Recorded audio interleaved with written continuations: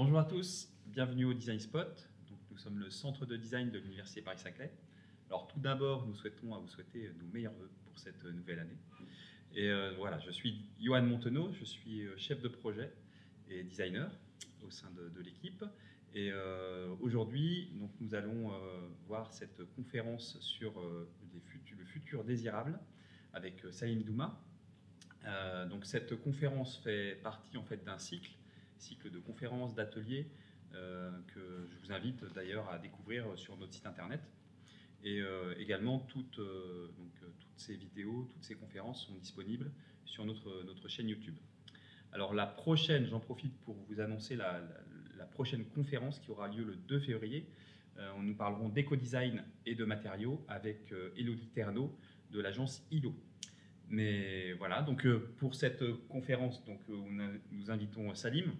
Alors vous pouvez poser vos questions directement sur le chat. Ensuite, on y répondra à la moitié de la présentation et à la fin de cette conférence. Donc Lorraine prendra vos questions et nous les posera. Et puis moi, j'interagirai avec toi tout au long de la présentation. Donc bienvenue au Design Spot. Merci beaucoup pour l'invitation. C'est un plaisir. Et puis je vais te laisser du coup te présenter. Ouais. Et puis présenter donc cette notion de désirabilité. De désirabilité, voilà, pour un futur plus durable aussi. Exactement. Que désirabilité inclut cette notion-là. Exactement. Bonjour à tous, donc je suis Salim Douma, je suis designer d'objets et je suis le fondateur de l'agence de design Buddies. Et chez Buddies, on conçoit des objets qui sont désirables pour les hommes, la planète et les entreprises. Et c'est sur ces 3 points qu'on va discuter un peu aujourd'hui. Et l'idée, c'est de vous montrer comment la transition écologique est possible grâce à cette notion de désirabilité. Alors, je vais commencer par vous montrer cette image et vous demander de vous imaginer dans ce lieu. Donc, on est au bord d'un lac, on ressent la chaleur du soleil sur son corps, il y a la fraîcheur du lac, les gazouillis des oiseaux, etc. qu'on entend, l'odeur des pins environnants. Et ça, on peut qualifier cette expérience-là comme une expérience désirable. Néanmoins, ça, c'est notre réalité aujourd'hui. 326 millions de tonnes de déchets, c'est ce qui a été produit par l'industrie française uniquement sur l'année 2017. Ça ne prend pas en compte l'extraction des matériaux, ça ne prend pas la pollution et le cycle de vie, mais là, on parle uniquement des déchets produits par l'industrie. J'ai essayé de raccrocher ce grand chiffre de 326 millions de tonnes à quelque chose sur lequel on pourrait se raccrocher et j'ai rien trouvé. J'ai essayé de mettre ça par rapport à la population des éléphants qui sont le plus gros animal terrestre et il n'y a même pas assez d'éléphants sur Terre pour atteindre 326 millions de tonnes par an. Donc là, on parle vraiment de quelque chose d'assez dramatique, disons. Et pour vous montrer aussi nos besoins en ressources ont augmenté, on fait x10 en 50 ans, ce qui est assez énorme et ce qui montre bien un peu les effets de notre société de consommation. Et donc bien sûr, tous ces effets-là, tous ces impacts, tous ces déchets ont des impacts très lourds sur notre environnement. Ça pollue les sols, ça pollue l'air, ça pollue l'eau, etc., etc. Donc on est loin de cette petite sieste que je vous montrais au début au bord d'un lac. Et c'est plutôt ça notre réalité. Donc en gros, la question qu'on va devoir se poser, c'est mais pourquoi on a autant de déchets? Si on a autant de déchets, une grande partie de nos déchets dépend de notre consommation et de notre conception des objets. Et si les objets se retrouvent dans les déchetteries, c'est parce qu'ils sont cassés, qu'on ne les utilise plus, ou qui sont cassés, qu'on n'utilise plus et qu'on n'a plus aucun besoin, aucun attrait avec ces objets. Et donc la question, ma vision de la chose en tout cas, c'est de se dire que le design va pouvoir répondre à toutes ces questions-là, parce que concevoir des bons objets va permettre de les utiliser sur le plus long terme et donc du coup de baisser un peu notre niveau un peu d'empreinte carbone. Pour me présenter très rapidement, moi j'ai fait mes études de design industriel en France. Je suis ensuite parti en Suisse à l'ECAL pendant 4 ans. À la sortie de ça, je suis parti travailler une année au Danemark en tant que directeur créatif dans une marque qui s'appelle Ravi. Et je suis retourné ensuite en France à travailler dans des agences et des studios de design où j'ai trouvé une activité de design qui était assez déconnectée finalement de mes valeurs. Et donc c'est comme ça que j'ai commencé à travailler tout seul d'abord en tant que micro-entrepreneur directement avec des entreprises. Et là j'ai vu un peu un manque parce que pour moi le design est un super outil qui permet de réfléchir demain mais aussi avoir un impact sur les entreprises. Et en tant que designer on n'était pas forcément formé là-dessus, donc j'ai fait un master en management de l'innovation, entrepreneuriat innovant pour compléter ces notions.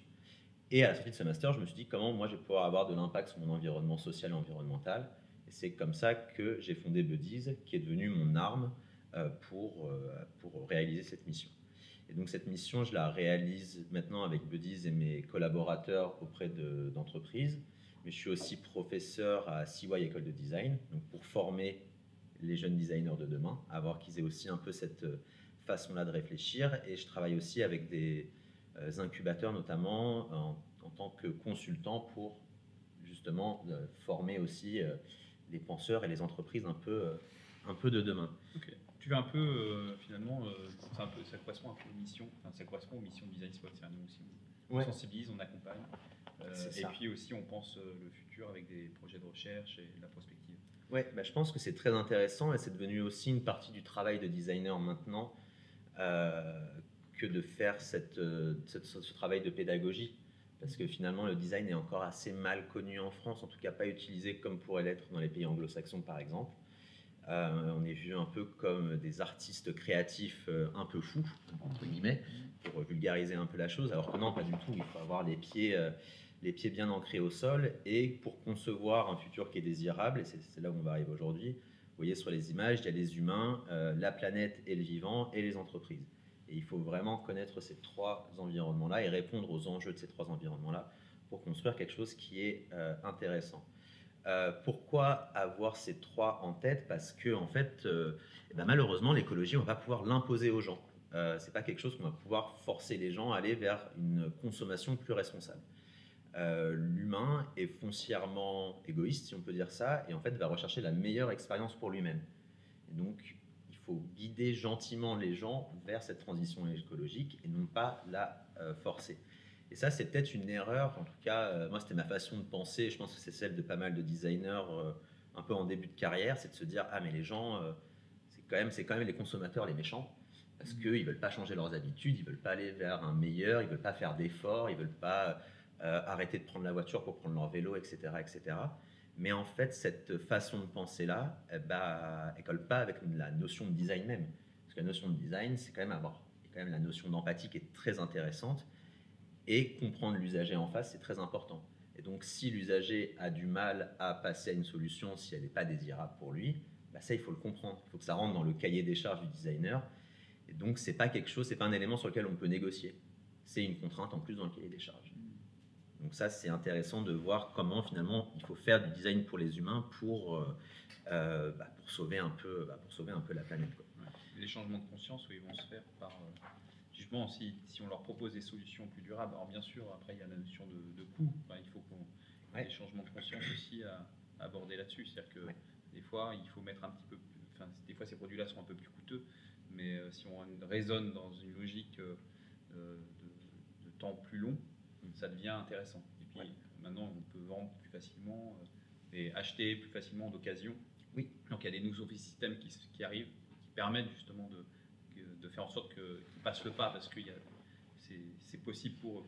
Ils le conscientisent et en plus, ils peuvent le mettre en application dans leur quotidien. Exactement. Et c'est ce qui est intéressant, c'est qu'il y a beaucoup d'entreprises qui commencent du coup, et ça je reviendrai là-dessus durant ce temps, il y a beaucoup d'entreprises qui vont se poser cette question-là de l'usage. Et finalement, si on s'intéresse vraiment à l'usage avec un travail de design, on peut changer complètement le business model d'une entreprise. Et donc, il y a beaucoup d'entreprises qui vont aller vers ce qu'on appelle aujourd'hui l'économie de fonctionnalité. Elles ne sont plus là à vendre des objets, mais à louer cet objet, vendre l'usage de cet objet. Et ça devient un autre circuit, une autre façon de réfléchir, etc. Mais bien sûr, tout ça s'organise. Et justement, on arrive là sur la question de la désirabilité. Et c'est intéressant ce que tu disais, Johan, parce qu'il y a aussi la question du prix. Et si on n'a pas dit on fait des jolis objets, c'est qu'il y a une raison. C'est parce que la désirabilité, ça englobe des choses qui sont beaucoup plus importantes que juste le côté esthétique. il va y avoir l'usage, il va y avoir l'ergonomie, il va y avoir le prix, il va y avoir quelle image ça reflète de moi, etc. Et en fait, c'est tous ces éléments-là qu'il faut prendre en considération. L'expérience utilisateur, quoi, Ouais. Ouais, c'est ça. Mais l'expérience utilisateur, elle est même, il faut même la conscientiser aussi dans le prix, parce que qui va changer son habitude si ça coûte 5 fois plus cher? Ça, c'est un peu la question de comment on arrive à atteindre tout ça. Ce qui est intéressant avec la notion de désirabilité, c'est que, en fait, elle est propre à chacun. Ce qui est désirable pour un Français n'est pas désirable à l'autre bout du monde. Et ça, c'est des choses qui sont assez intéressantes à comprendre. Et la désirabilité, elle est aussi temporelle. Elle est marquée dans un temps. Ce qui était désirable il y a 50 ans ne l'est plus aujourd'hui et ne le sera plus dans 50 ans. Là, je vous montre rapidement Oreo. Moi, c'est une histoire que j'aime bien. Oreo, c'était les plus grands, c'était les plus grands vendeurs de biscuits aux États-Unis. Ils ont voulu attaquer d'autres marchés, notamment le marché chinois. Et en fait, ils ont fait un flop en déposant juste les Oreos qu'ils avaient fait pour le marché américain, le marché chinois. Ils se sont rendu compte que pour un consommateur chinois, l'Oreo classique ne correspondait pas du tout à ses besoins. Donc du coup, ils ont interrogé, ils se sont renseignés sur la culture et ils ont fait des goûts qui sont très spécifiques. Donc en Chine, je crois que c'est thé matcha, thé vert, citron. Ce qui est très marrant, c'est qu'au Chili et en Argentine, c'est dulce de leche. J'aimerais bien les essayer, mais ils sont que là-bas malheureusement. Et donc voilà, c'est très important du coup cette histoire de culture, cette histoire de temporalité. Et c'est là aussi que le design va intervenir, parce que c'est comme ça, c'est grâce à la connaissance des usagers qu'on va pouvoir adresser les bonnes solutions. Alors, d'abord, il faut dessiner des choses, concevoir des choses qui soient désirables pour les humains. Et désirables pour les humains, il faut se rendre compte, c'est ce que je disais un peu en préambule, que la motivation première pour acheter un produit écologique n'est pas le fait qu'il soit écologique. On n'achète pas un produit écologique car il est écologique. On achète un produit écologique car il est, en tout cas plus durable, car il est meilleur pour la santé, parce qu'il offre une meilleure expérience utilisateur, il est meilleur pour notre environnement, mais environnement très personnel finalement. Et les gens ont un peu il faut du coup réfléchir en termes de bénéfices pour les usagers. Et en fait, chez l'humain, le circuit de la récompense, il est immédiat. Il faut avoir un résultat tout de suite. Et donc, dire aux gens, si vous agissez pas tout de suite, dans 100 ans, il n'y aura plus de planète, on a du mal à le conscientiser, à le réfléchir. Par contre, on va répondre à des pulsions. Donc, acheter une nouvelle paire de chaussures, acheter ceci, acheter cela. Et c'est ça qu'il faut aussi comprendre chez l'humain. Que le côté désirabilité ne va pas arriver uniquement pour se donner bonne conscience. Ça, malheureusement, ça n'existe pas. Donc ça, c'est une stratégie que les entreprises doivent mettre en place. C'est pour ça que les entreprises ont aussi un très grand rôle à jouer, parce que c'est elles, entourées des bons designers aussi, qui vont permettre de proposer des meilleures solutions. Après, il y a la question qui est intéressante aussi, c'est la question de la préférabilité. Parce que quand on réfléchit souvent en termes d'impact écologique, on va faire des comparaisons. Mon produit consomme 20% de moins qu'un autre produit. Chose que les usagers vont aussi faire sur le service rendu, l'expérience du produit. S'il fait 20% de moins d'économie, enfin, 20% d'économie d'énergie, mais mon expérience elle est moins bien, je vais essayer une fois, je vais essayer 2 fois, mais faire ces habitudes-là sur le long terme, ça ne va pas pouvoir s'installer. Exemple très concret de déodorant, la partie L'Oréal sur le côté, on peut imaginer qu'elle est assez polluante. On a un flacon en plastique avec une bille en plastique, avec un autre plastique sûrement pour le capot qu'il y a au-dessus. Donc je pense qu'on est à au moins 2-3 plastiques différents sur l'objet qu'on va utiliser, et une fois qu'il est vide, c'est poubelle, et on pense derrière qu'il va être soit brûlé, soit enterré. Du coup, on peut se poser la question du déodorant écologique. Et ça, en fait, c'est une expérience qui est complètement différente. Et pour l'instant, elle n'est pas égale, elle n'est pas préférable à l'expérience du déo plus polluant. Le déo plus polluant, on le voit, il y a la bille XXL qui épouse bien les sels, etc. Sur le déo en carton, et finalement, le contact qu'on va avoir, c'est le contact du produit, mais on va vite aussi avoir le contact du carton sur la peau. Pas très sympa. Va pas avoir de système pour pousser le produit vers le haut, et ça va se faire avec les doigts. Donc au bout d'un moment, si on a les doigts trop courbes, on va plus pouvoir pousser le déo. Donc on va prendre sa brosse à dents, des choses comme ça, on va le pousser trop, le déo il sort, le déo il est cassé, hop, qu'est-ce qui se passe derrière? Ça, c'est l'expérience vécue. C'est complètement une expérience vécue et c'est un peu dommage parce que c'était un vrai effort d'essayer d'aller dans ce sens-là, essayer une fois, deux fois, trois fois, mais au bout d'un moment, j'ai pas trouvé la solution qui m'allait. Donc du coup, petit à petit, tu reviens sur les mauvais pas, tu reviens un peu en arrière. Et ce qui arrive aussi avec le déo, c'est que comme c'est une matière qui est grasse, le carton va l'absorber, il va se tordre. Ça faisait des traces, quand on le mettait, ça fait des traces sur le t-shirt, etc. etc. Ouais. Donc, penser à la solution, ça demande un effort conséquent pour intégrer ces usages. Oui. Ce que L'Oréal fait très bien. Donc, on peut penser que quand L'Oréal sortira des objets qui seront plus durables, plus vertueux, eux, ils vont mettre l'énergie nécessaire pour bien penser la solution. Exactement. Donc, dans ce sens-là. Exactement. Et d'ailleurs, il y a une entreprise, je ne me rappelle plus du nom, mais il y a une solution qui existe aux États-Unis de déo qui ressemble un peu au déo qu'on a sur la gauche, mais avec un système de recharge à l'intérieur. Donc on garde sur un étui plastique, mais qu'on va garder 10 ans, et c'est un système de recharge qu'on va mettre à l'intérieur. Et ça, on commence à arriver à une solution qui commence à être désirable. Parce que je fais du bien à la planète, mais en même temps, je ne change pas mon expérience complètement, et je ne perds pas en confort sur mon expérience de déodorant du matin. Voilà. Donc en effet, ce qu'il va falloir faire, c'est créer de la valeur pour ses usagers. Et si on ne crée pas de valeur pour ses usagers, on ne va pas y arriver. Et donc les valeurs qu'on va pouvoir... Ce qui était marrant d'ailleurs sur cette question-là, c'est que je me suis entretenu avec le fondateur d'une marque de mobilier qui s'appelle Kataba. Donc, le monsieur s'appelle Luc Monvoisin. Très intéressant de discuter avec lui. Et je lui ai posé la question de... Alors l'histoire de Kataba, c'est de faire du mobilier avec le moindre impact carbone. Et on va vraiment se prendre la tête jusqu'à savoir si on met 3 vis ou 4 vis, parce qu'une vis, ça pollue. Donc on va aller chercher comme ça le moindre impact. Et la question était, mais du coup, est-ce que ça séduit énormément les gens? Et la réponse, elle est un peu mitigée. Pourquoi? Parce que en fait, il y a beaucoup de secteurs dans lesquels les produits écologiques marchent très bien, et c'est la cosmétique notamment, et la nourriture. Parce que c'est un impact direct sur notre personne. Si je mets des produits mieux, plus naturels sur mon visage, c'est quand même mieux pour moi. Si je mange des produits qui ont moins d'OGM, etc., c'est mieux pour moi. La table basse super bien éco-conçue, etc., qui a un impact carbone presque zéro, c'est un peu plus compliqué de voir l'impact direct qu'on va avoir. Alors en effet, on va respirer moins de solvants, etc., etc. Mais l'impact utilisateur, il est un peu moindre. Et en fait, ce qui marche très bien, notamment avec Tesla et Veja, c'est que c'est des marques qui vont apporter de la valeur, et pas que de la valeur d'usage, mais ce qu'on va appeler de la valeur de prestige. On voit quelqu'un se balader dans la rue avec un grand V rouge sur ses chaussures, on se dit « Ah, ça c'est quelqu'un de cool et d'écolo, il a ces valeurs-là, il les porte, il les incarne ». La Tesla, en dehors d'être une super jolie voiture, il y a tout cet univers un peu classe, élégant, mais aussi avoir une conscience écologique qui va derrière. La table basse écologique, c'est un peu plus compliqué pour la montrer à ses copains et pour se la raconter un peu là-dessus. Donc c'est faisable, hein, on peut faire plein d'apéros tous les soirs pour inviter tout le monde, mais c'est un peu long et c'est un autre budget. Donc voilà, ça c'est des choses que les entreprises doivent aussi avoir en tête. Et c'est pas uniquement les besoins fonctionnels, les besoins d'usage, on en reviendra après, mais c'est aussi surtout les motivations et aspirations. La personne qui achète une Tesla, elle aspire à quoi? Elle aspire aussi à être bien vue, à un certain prestige, etc. etc. Et ça, c'est des choses qu'il ne faut surtout pas oublier. Ouais, c'est l'image qu'on va véhiculer avec cet objet qu'on a acheté. Exactement.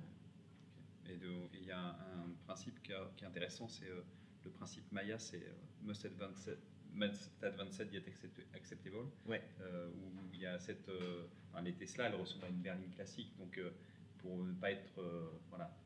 pour être accepté aussi, il faut que ça reste quand même dans des codes qu'on connaît. Ouais. Et puis après, il y a tout le travail de design, d'élégance, comme tu disais, de travail qui, même si ça ressemble à une voiture quand même assez classique, mais il y a vraiment un travail de détail qui est vraiment bien fait et qui montre une forte valeur ajoutée dans ce produit.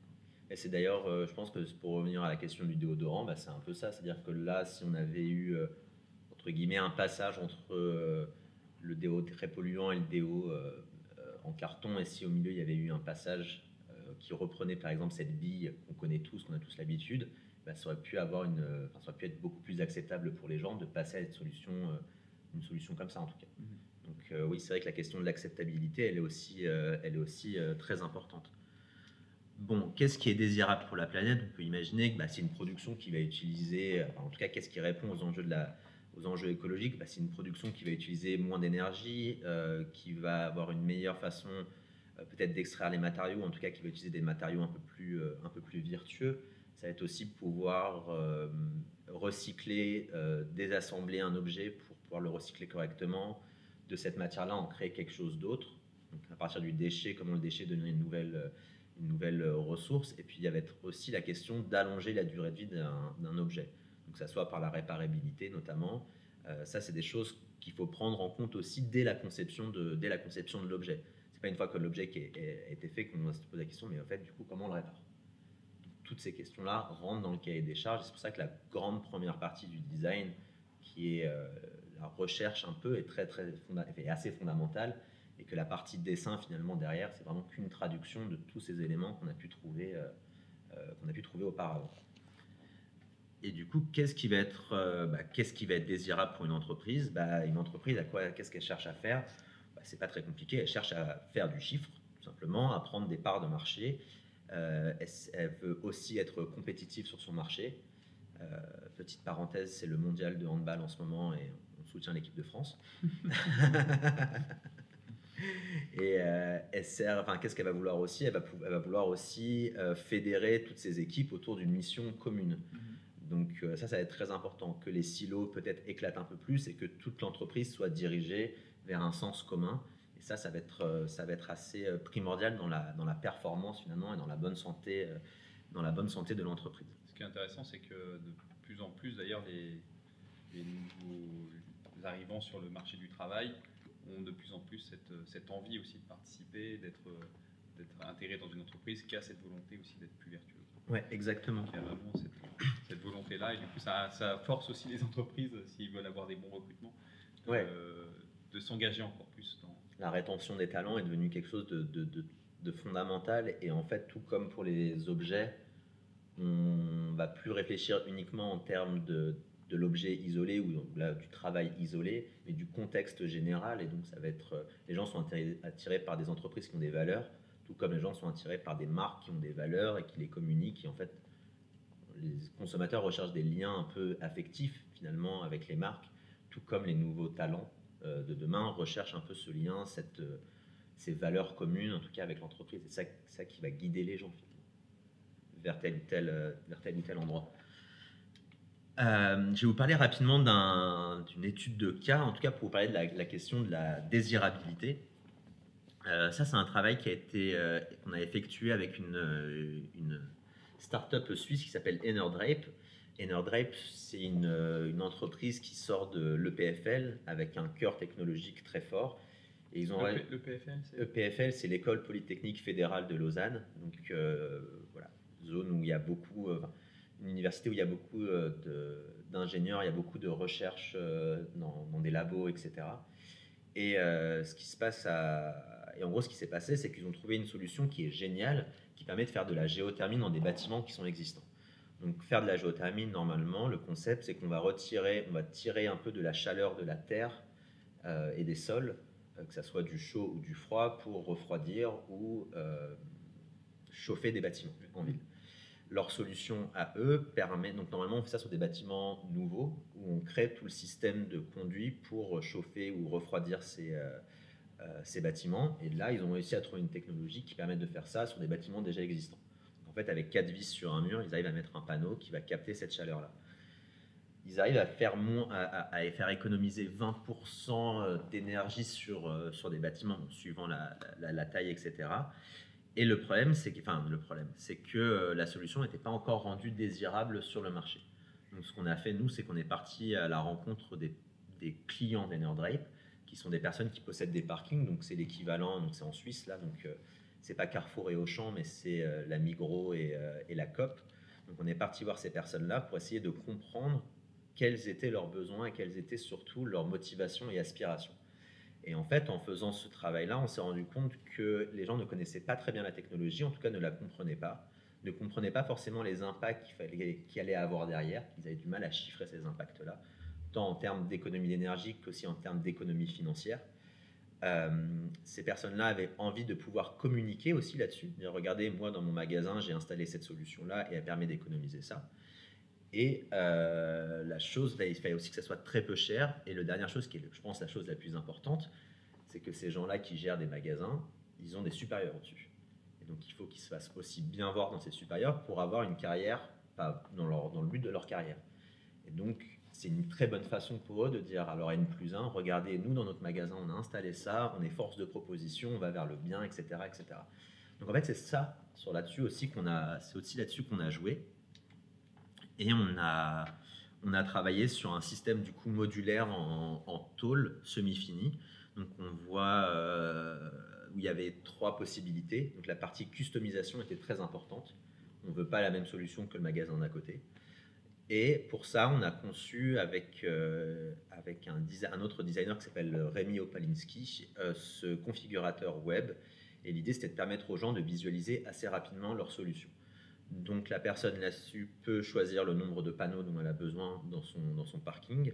Elle peut choisir la couleur, ou en tout cas rajouter son RAL de couleur, enfin son code couleur à l'intérieur qui va bien coller avec l'identité du lieu. Elle peut choisir le pattern, et il peut choisir aussi ce qu'on a appelé les finitions. Donc on a rajouté des bandes, des plaques sur le côté qui sont juste esthétiques, mais qui vont permettre d'arborer, en tout cas de créer une meilleure expérience dans le parking. Pourquoi c'est intéressant le parking? Parce qu'en fait, le parking, mine de rien, c'est le premier point de contact entre un client et le magasin. Donc, on a toujours des lieux qui sont assez froids, qui ne sont pas très intéressants. Et là, avec des animations colorées, graphiques, etc., on peut aussi apporter un peu de qualité, de qualité de vie un peu à ce lieu. Ce projet a quand même remporté le prix de la ville de Ronan. Donc ça, on était très contents de voir que les collectivités étaient aussi derrière des manières de penser comme ça. Et ça a permis aussi notamment à Enerdrape de signer leur premier gros contrat parce qu'ils ont enfin pu tirer les bons leviers chez les personnes, les décideurs d'en face, et donc du coup faire adopter leur solution. Tout ça pour vous dire que même si on a une super solution qui va sauver, ou en tout cas participer à sauver la planète en faisant 20% d'économie d'énergie, ça ne suffit pas pour la diffuser et la démocratiser. Et donc il faut aussi la rendre désirable, et la rendre désirable pour la personne qui va l'acheter, la commander en face. Donc voilà la question de la désirabilité au cœur finalement de la transition écologique. Sans elle, la solution d'Enerdrape serait restée dans un placard, et la société ne serait jamais développée comme elle le fait aujourd'hui. Donc je vais vous parler un peu maintenant de la désirabilité pour les humains.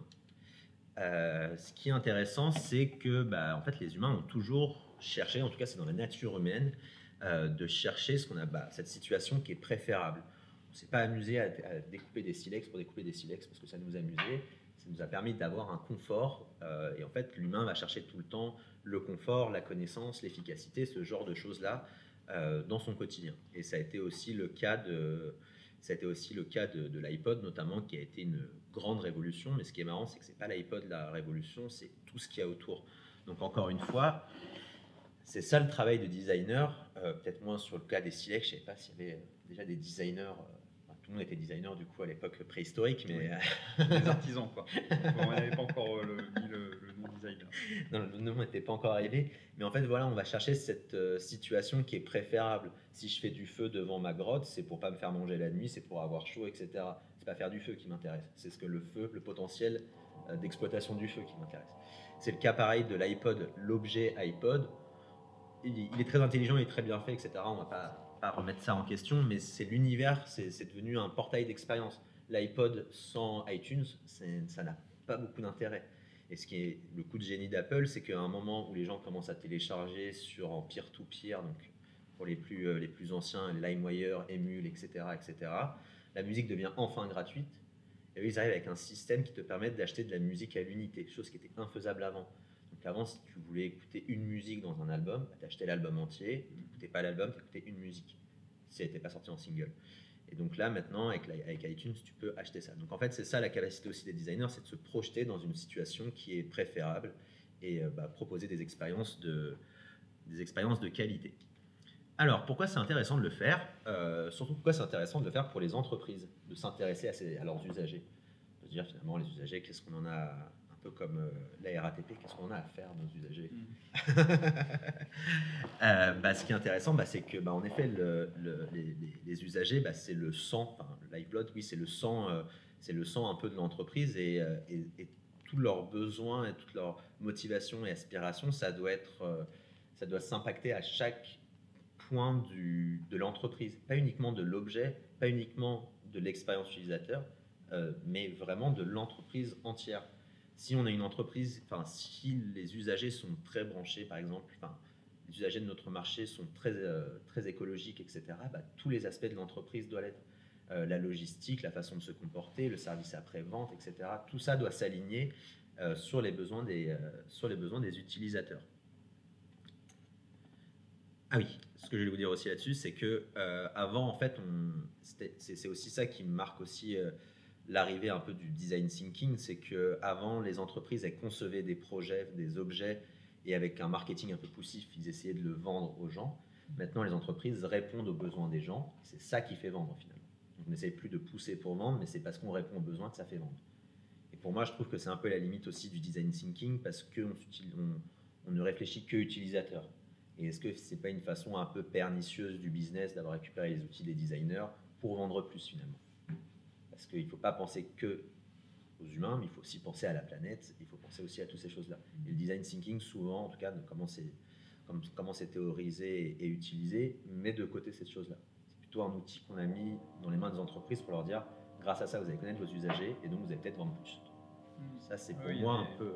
Des notions, une notion environnementale qui demande à être vraiment intégrée dans ce principe-là, qui est complètement oublié, qui n'est pas du tout intégré. C'est ça. Et moi, je préfère parler plus d'empathie plutôt d'empathie en fait, parce que le but c'est pas de connaître les besoins utilisateurs pour essayer de les triquer vers une situation où ils vont acheter, mais c'est d'être empathique et de comprendre vraiment leurs besoins et d'y répondre de façon un peu honnête derrière. Et pas uniquement empathie, encore une fois, pour les utilisateurs, mais aussi pour la planète. Comment mon service peut s'inscrire dans un cycle... Oui, une empathie globale, quoi. Exactement. Plus globale.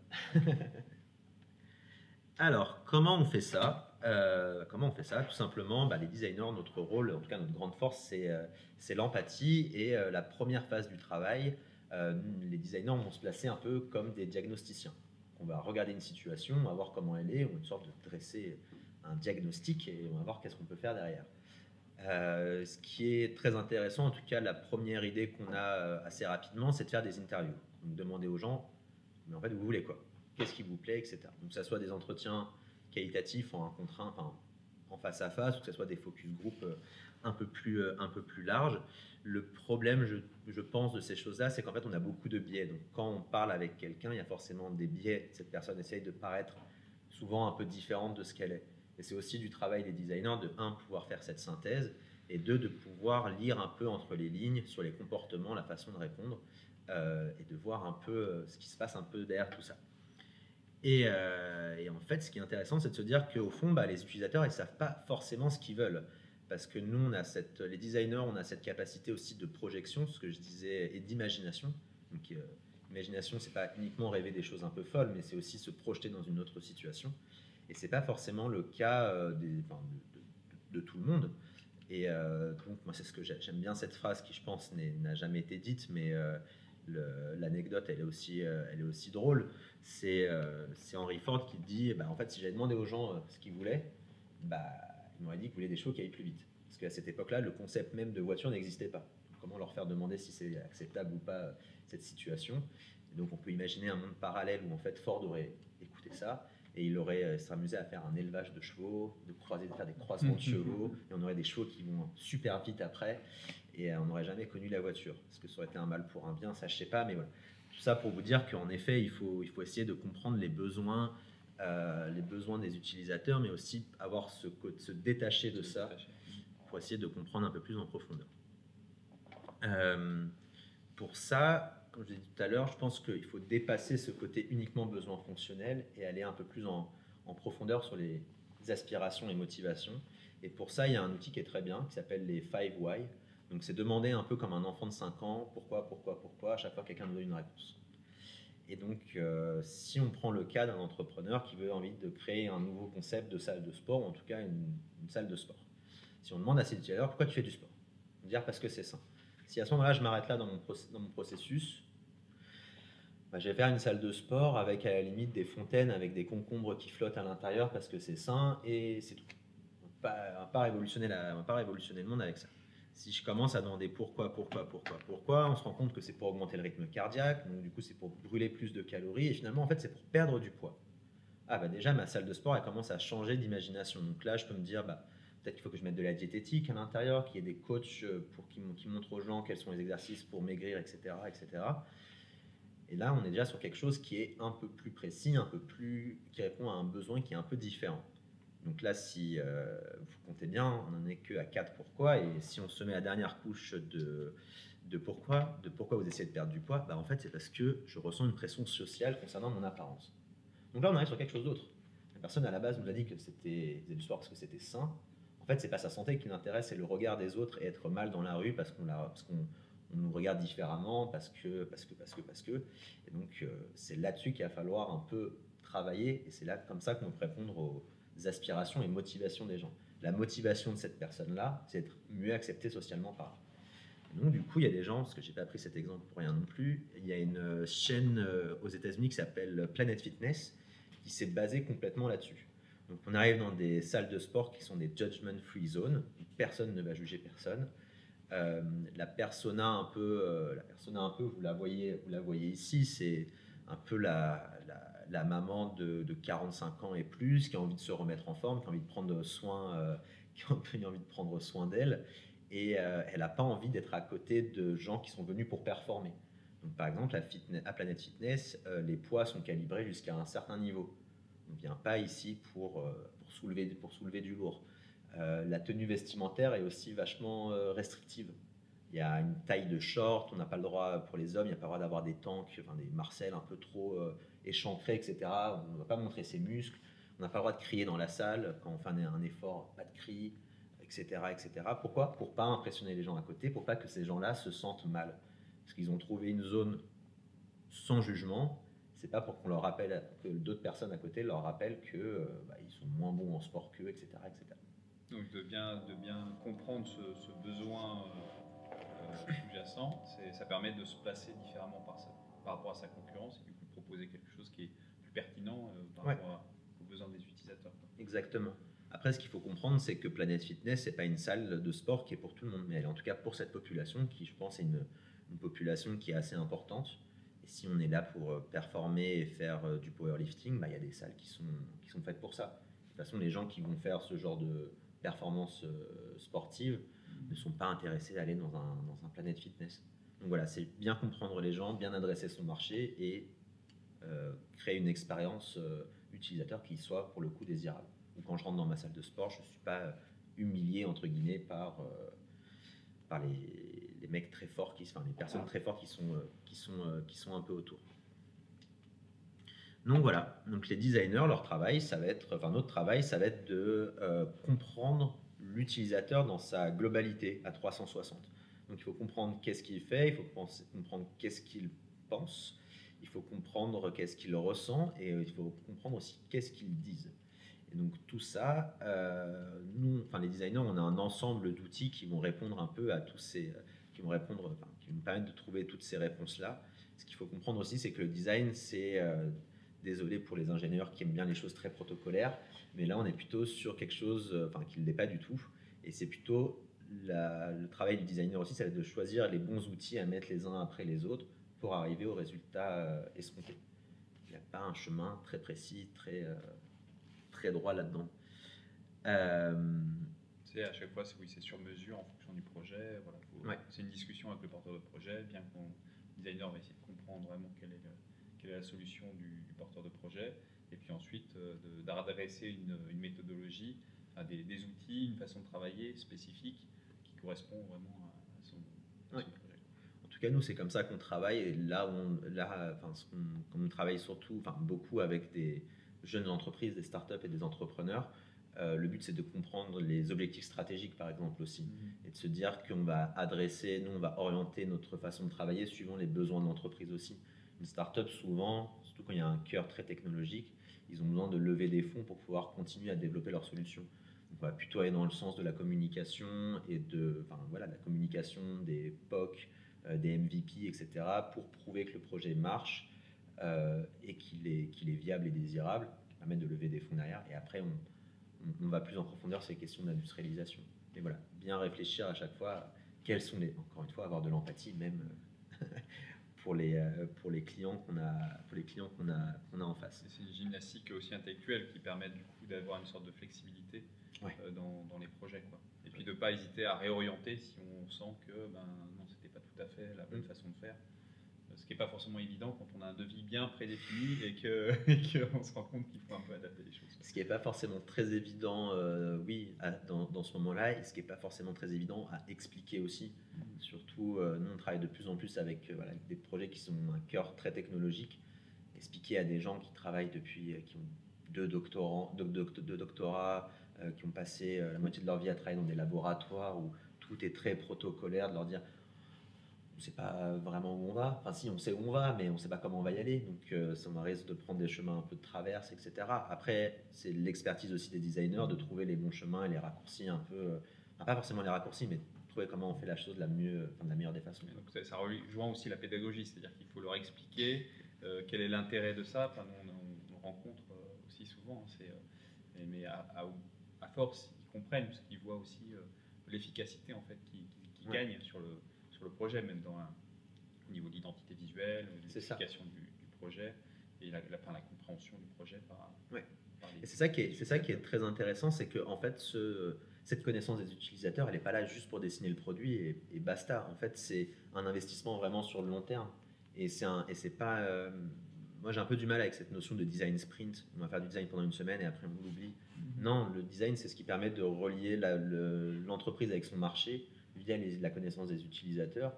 Et donc, c'est un travail à faire constamment, parce qu'on n'est pas à l'abri et ça arrive plein de fois, que les utilisateurs changent de besoin, de façon de réfléchir. Et là, il faut que la marque, l'entreprise, s'accorde très rapidement avec ce changement, qu'elle puisse pivoter, en tout cas anticiper ces changements-là. Une fois que c'est fait, c'est trop tard. Il y a des acteurs qui sont arrivés sur le marché et qui ont pris les parts.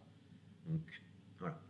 C'est vraiment une connaissance qui est très importante, et c'est pour ça que moi, je vois le design comme quelque chose sur le long terme, et pas comme un sprint, surtout pas, quoi. Donc oui, voilà, c'est ce qu'on disait tout à l'heure. Enfin, c'est un peu le mot qu'on entend de plus en plus et qu'on voit un peu partout. C'est le côté expérience. Donc il faut créer des expériences qui ont du sens pour les utilisateurs. Et encore une fois, la désirabilité, elle a changé. Là, on a des objets qui datent du début du siècle dernier, donc très moderniste sur la gauche et streamline sur la droite. Sur la droite, il faut savoir que c'est un taille-crayon quand même. Pour ceux qui ne savent pas, voilà, il va très vite, mais c'est un taille-crayon. C'est marrant, tu utilises les mêmes exemples que ceux que j'utilise dans l'atelier. Ouais, parce qu'ils sont assez parlants. Mais là, voilà, on est dans une époque où on découvrait la vitesse, en fait, et les gens étaient obnubilés par la vitesse et on voulait que tout aille très vite. Et ça, c'est un travail de Raymond Lévy. Mais si on regarde d'autres choses de Raymond Lévy, il faisait des grippins, pareil. Tu vois ton grippin dès le matin, l'impression qu'il va à 140. Et est-ce que c'est vraiment l'expérience qu'on a envie aujourd'hui? Non. Et c'était une époque où on se disait, si j'ai ça, moi je suis quelqu'un de très moderne. Oui. Et encore une fois, c'est de la valeur de prestige, un peu d'image qu'on a un peu derrière. Mais aujourd'hui, les gens finalement ne sont pas du tout intéressés par ce côté très technologique comme on pouvait l'être avant. Mais après, la question que ça soulève aussi, c'est quand on choisit un designer avec qui on veut travailler, on doit s'assurer que ce designer est bien à l'écoute aussi j'aime pas trop ce mot, mais des tendances quand même, des tendances esthétiques, parce qui évoluent en fait au cours du temps. Ouais. Et du coup, il faut aussi que le designer à qui on fait appel arrive à s'inscrire quand même dans des codes qui sont acceptés justement par les utilisateurs. Mais ils peuvent être un peu en avance, enfin un peu plus en avance bien sûr, mais qui reste acceptable. C'est toujours un peu c'est travailler sur ce laps de temps. Sur cette question de la tendance, je te rejoins totalement et je pense que c'est quelque chose que les clients recherchent énormément. Moi, la façon de travailler qu'on a, c'est plutôt d'être très pragmatique en fait. Ça doit être l'éducation du design suisse, mais on n'essaye pas d'être dans le superflu. Pourquoi? Parce que les tendances, ça meurt finalement. Alors, je ne sais pas si tu te rappelles, au début des années 2010, avec il y a eu beaucoup de trucs très facettés, très triangulés à la suite de la chaise de Gricic. Constantin Gricic, un des designers, avait fait la chaise One là, qui était très facettée. Et lui, c'était une recherche sur le moins de matière, etc. Et les gens ont vu ça comme un attrait visuel. Et on a eu plein de choses qui sont arrivées très facettées d'un coup. Et en fait, maintenant, quand tu le vois en 2023, ça, tu te dis ça, c'est vachement 2010 comme ambiance. Pareil avec le terrazzo. Terrazzo, il y a 5 ans, on en envoyait partout. On a fait des tables, on a fait même des tapis. Donc il n'y avait même plus vraiment de la matière terrazzo, mais l'effet terrazzo était là. Et ça, c'est pareil. Ça a un peu disparu. Et petite anecdote drôle, parce que les gens recherchent ça, tu as totalement raison. Et c'est aussi du travail des designers de leur dire attention, parce que ça ne va pas pouvoir faire un objet qui est durable, parce qu'au bout d'un moment, les gens vont se séparer de ça. Et la petite anecdote, c'est un bureau d'études à San Francisco avec lequel on avait travaillé sur une exposition. Il me disait, bah, regarde, il y a un client qui nous a demandé un appareil électronique, en l'occurrence un ordinateur, en plastique recyclé. Eux, c'est un bureau d'études industriel, ils se sont cassés la tête à trouver le bon plastique avec une belle finition, quelque chose qui ne fasse pas recycler finalement. Les gens ne se disent pas, ah bah c'est un truc un peu crafty recyclé. Et le marketing a dit, mais nous, ils sont où les petits points de couleur à l'intérieur? Comment ça? Bah, nous, on veut un mouchetage qui fait qu'on montre bien que c'est du plastique recyclé. Vraiment. Ils se sont pris la tête d'un point de vue industriel pour rajouter cet artifice des petits points à l'intérieur, ce qui n'a aucun sens. Parce qu'il fallait que les enfin bref, rentrer en profondeur dans l'injection des plastiques, mais ils se sont pris la tête parce que le client voulait ce côté moucheté, parce que au niveau du marketing, c'est ça qui allait faire vendre plus aussi. Voilà. Et c'est pour ça que tu avais mis aussi la chaise Vassilis, parce que justement on est sur quelque chose qui est beaucoup plus aussi qui est encore très contemporain. Que c'est des produits, des objets très contraints, enfin qui s'appuient vraiment sur les process industriels. Et même si on peut dater cette chaise, mais au final elle est encore très très d'actualité. Je trouve qu'elle est encore très d'actualité, mais c'est peut-être, je pense que c'est ce que j'appelle les objets de designer pour les designers. C'est-à-dire que designer, comme tu connais l'histoire de l'objet, comme tu connais pas mal de choses, tu l'apprécies pour beaucoup de choses. Après, aller voir quelqu'un, un naïf, sans jugement, mais une personne qui ne fait pas partie du design, et tu te dis, bah ça c'est une chaise c'est un fauteuil qui est confortable. C'est pas l'image du fauteuil confortable qu'on a en tête. On est sur de la structure tubulaire avec de la sangle cuir tendue. Il y a un côté un peu presque BDSM là-dedans, et c'est pas l'image du confort qu'on pourrait avoir, quoi. Ils sont passés où les coussins et la couleur attrayante. Donc voilà, ça, c'est un peu le décalage qu'on pourrait avoir dessus. Mais bon, dans tous les cas, les gens cherchent à améliorer leur quotidien, et puis ça se retranscrit à tous les niveaux de la marque et à tous les niveaux de l'objet. Si on regarde une Lamborghini, on est très bas sur le sol et cette impression de vitesse. D'ailleurs, même si on regarde la pub derrière, c'est pas des vrais bâtiments qu'il y a derrière, mais c'est quelque chose en 3D très saillant. Là, on est sur de la vitesse, tout est racé dans la voiture, etc.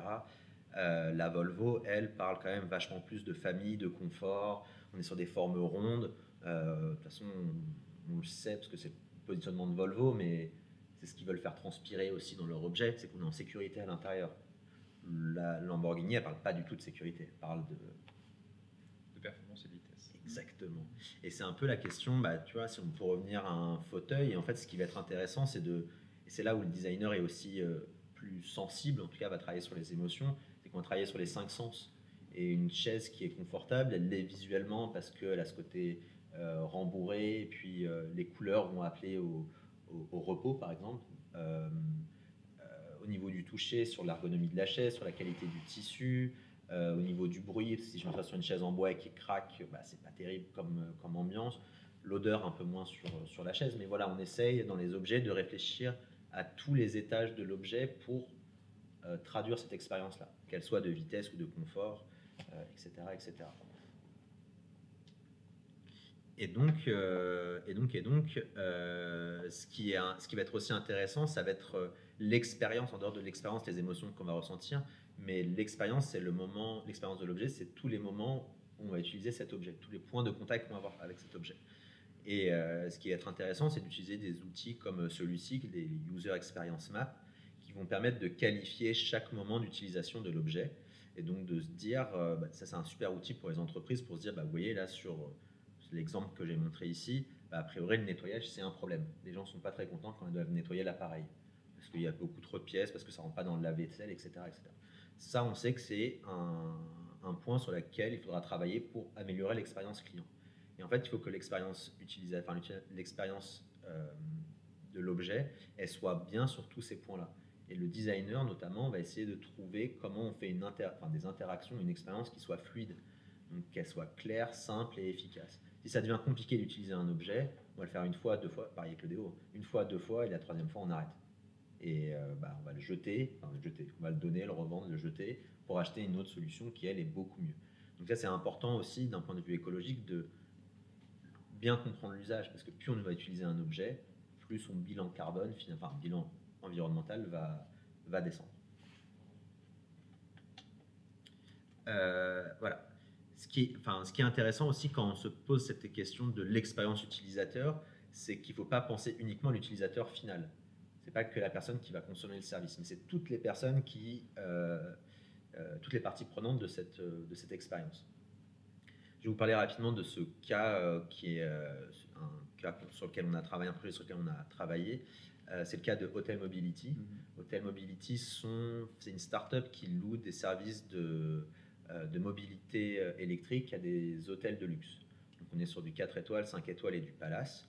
Hotel Mobility, ils ont eu bien raison. Ils ont commencé leur expérience en juste louant les trottinettes aux hôtels. Donc en fait, ils mettent la trottinette aux bonnes couleurs de l'hôtel, etc., pour que l'hôtel ait un package un peu complet et très identitaire à proposer à ses clients. Le problème, c'est qu'actuellement, au tout début, en tout cas de l'expérience, quand nous on est arrivé, c'est que c'était ça l'expérience pour le réceptionniste. Nous, on s'est posé la question du réceptionniste, en fait. Parce que le réceptionniste, il devait arrêter son travail. Moi, je suis client, je vais louer une trottinette. Il arrête son travail. Il devait aller à l'arrière dans la réserve, chercher, voir s'il y avait une trottinette, être sûr qu'elle soit chargée, parce qu'il n'y avait rien qui lui indiquait si elle était chargée ou pas chargée. Il va la donner au client. Le client va faire sa petite balade. Si elle revient, on espère qu'il n'a pas plu, parce que sinon la trottinette est bien toute sale. Le réceptionniste est interrompu une deuxième fois, du coup. Il va devoir reprendre cette trottinette, la mettre à l'arrière. Et en fait, le système de chargement est un système qui était très bas sur le plateau. Donc, il va devoir, en costard-cravate, il va devoir mettre son genou au sol, en se salissant un peu, etc., etc. Bref, d'un point de vue client, ça va très bien. D'un point de vue maintenance, on va dire, c'était une catastrophe. Et donc, nous, ce qu'on a fait, c'est qu'on a travaillé sur... le but, c'était de rendre cette expérience de location de trottinette autonome. Et on a travaillé sur la petite borne Stell que vous voyez sur le côté de l'image. Et donc, avec une application, parce que c'était encore un produit, on a utilisé une application. Le système de réservation se faisait sur son téléphone. Cette borne permet de stationner les trottinettes, donc les bloquer, et de les recharger en même temps. Donc on a changé le système de chargement pour le mettre en dessous, etc. etc. Bref, l'idée c'était que pour l'utilisateur, l'expérience elle soit pareille, si ce n'est mieux. Donc là on a fait du mieux. Et pour le réceptionniste, il fallait améliorer son expérience utilisateur à lui. Ce qui change, c'est que du coup, Hotel Mobility, quand ils vont voir des nouveaux clients maintenant, des nouveaux hôtels, ils leur disent juste, nous on a besoin d'une prise, et on vous met un service de mobilité à l'intérieur de votre hôtel, ce qui est incroyable. Donc vraiment le truc clé en main. Encore une fois, réfléchir à l'expérience utilisateur, mais là, penser à tous les utilisateurs, et donc notamment à l'hôtel directement. Voilà, donc pour résumer, si on fait un peu un résumé, quand on fait du design pour les humains, qu'est-ce qui se place pour la planète? Donc on a une préférence pour la solution. Et je crois que je me suis trompé de côté. Ouais, bon, c'est pas grave. Quand on fait du design pour les humains, qu'est-ce qui se passe sur la planète? On va utiliser des solutions sur le long terme. On va utiliser des solutions sur le long terme. Et c'est ça qui va avoir un moindre impact, parce que si une solution est utilisée sur le long terme, le bilan environnemental de l'objet, finalement, descend un peu. Ce qu'on appelle l'unité fonctionnelle en analyse de cycle de vie. Ça arrive après. Et quand on fait du design, pour les humains, l'avantage, ou en tout cas l'impact sur les entreprises, c'est que déjà on va créer une mission commune dans l'entreprise. Donc ce côté cohésion, le travail de satisfaction de l'utilisateur, c'est plus uniquement celui du designer, mais c'est celui de toute l'entreprise. Donc ça va être le service après-vente, ça va être les personnes qu'on va voir au téléphone, ça va être les personnes sur le lieu de vente, etc. etc. Ça va permettre de faire une fidélisation des utilisateurs. Donc si je suis content du produit que me propose cette marque, bah, je vais devenir client fidèle. Si je deviens client fidèle, je vais commencer à recommander cette solution. Johan, tu devrais savoir, cette marque fait des trucs super, tu devrais essayer. Et tout ça va participer à augmenter la notoriété des entreprises.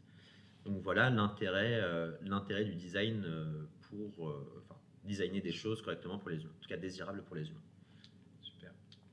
Merci Saline. Non, On peut faire une petite pause Ouais. pour prendre des questions. Donc n'hésitez pas à les poser sur le chat. On refera de toute façon une session questions à la fin de la présentation. Moi de mon côté j'ai quelques questions. Effectivement, il y a ce côté tendance, effet de mode qui est aussi très utile pour qu'on consomme les produits. Mais du coup, c'est aussi le design est beaucoup utilisé pour ça. Oui. Donc voilà, c'est un vrai risque du coup de trop aller vers ce principe-là. Comment toi, je pense que tu vas le présenter avec les autres projets. Comment toi tu intègres justement, tu fais en sorte de ne pas tomber dans ce piège-là de l'effet de mode et de la tendance, mais à court terme, quoi. Ouais. Comment en fait, je pense que les objets qui sont bien conçus, qui répondent vraiment à un usage et qui proposent une expérience d'utilisation qui est claire, donc sur laquelle on ne va pas se prendre la tête, tout est simple, clair et efficace. Je pense que ça, c'est déjà très désirable pour les gens. Est-ce qu'il faut rajouter la tendance par-dessus dedans? Je ne sais pas. Après, c'est déjà arrivé d'avoir ces demandes parce qu'on sait que telle chose est plus tendance qu'une autre.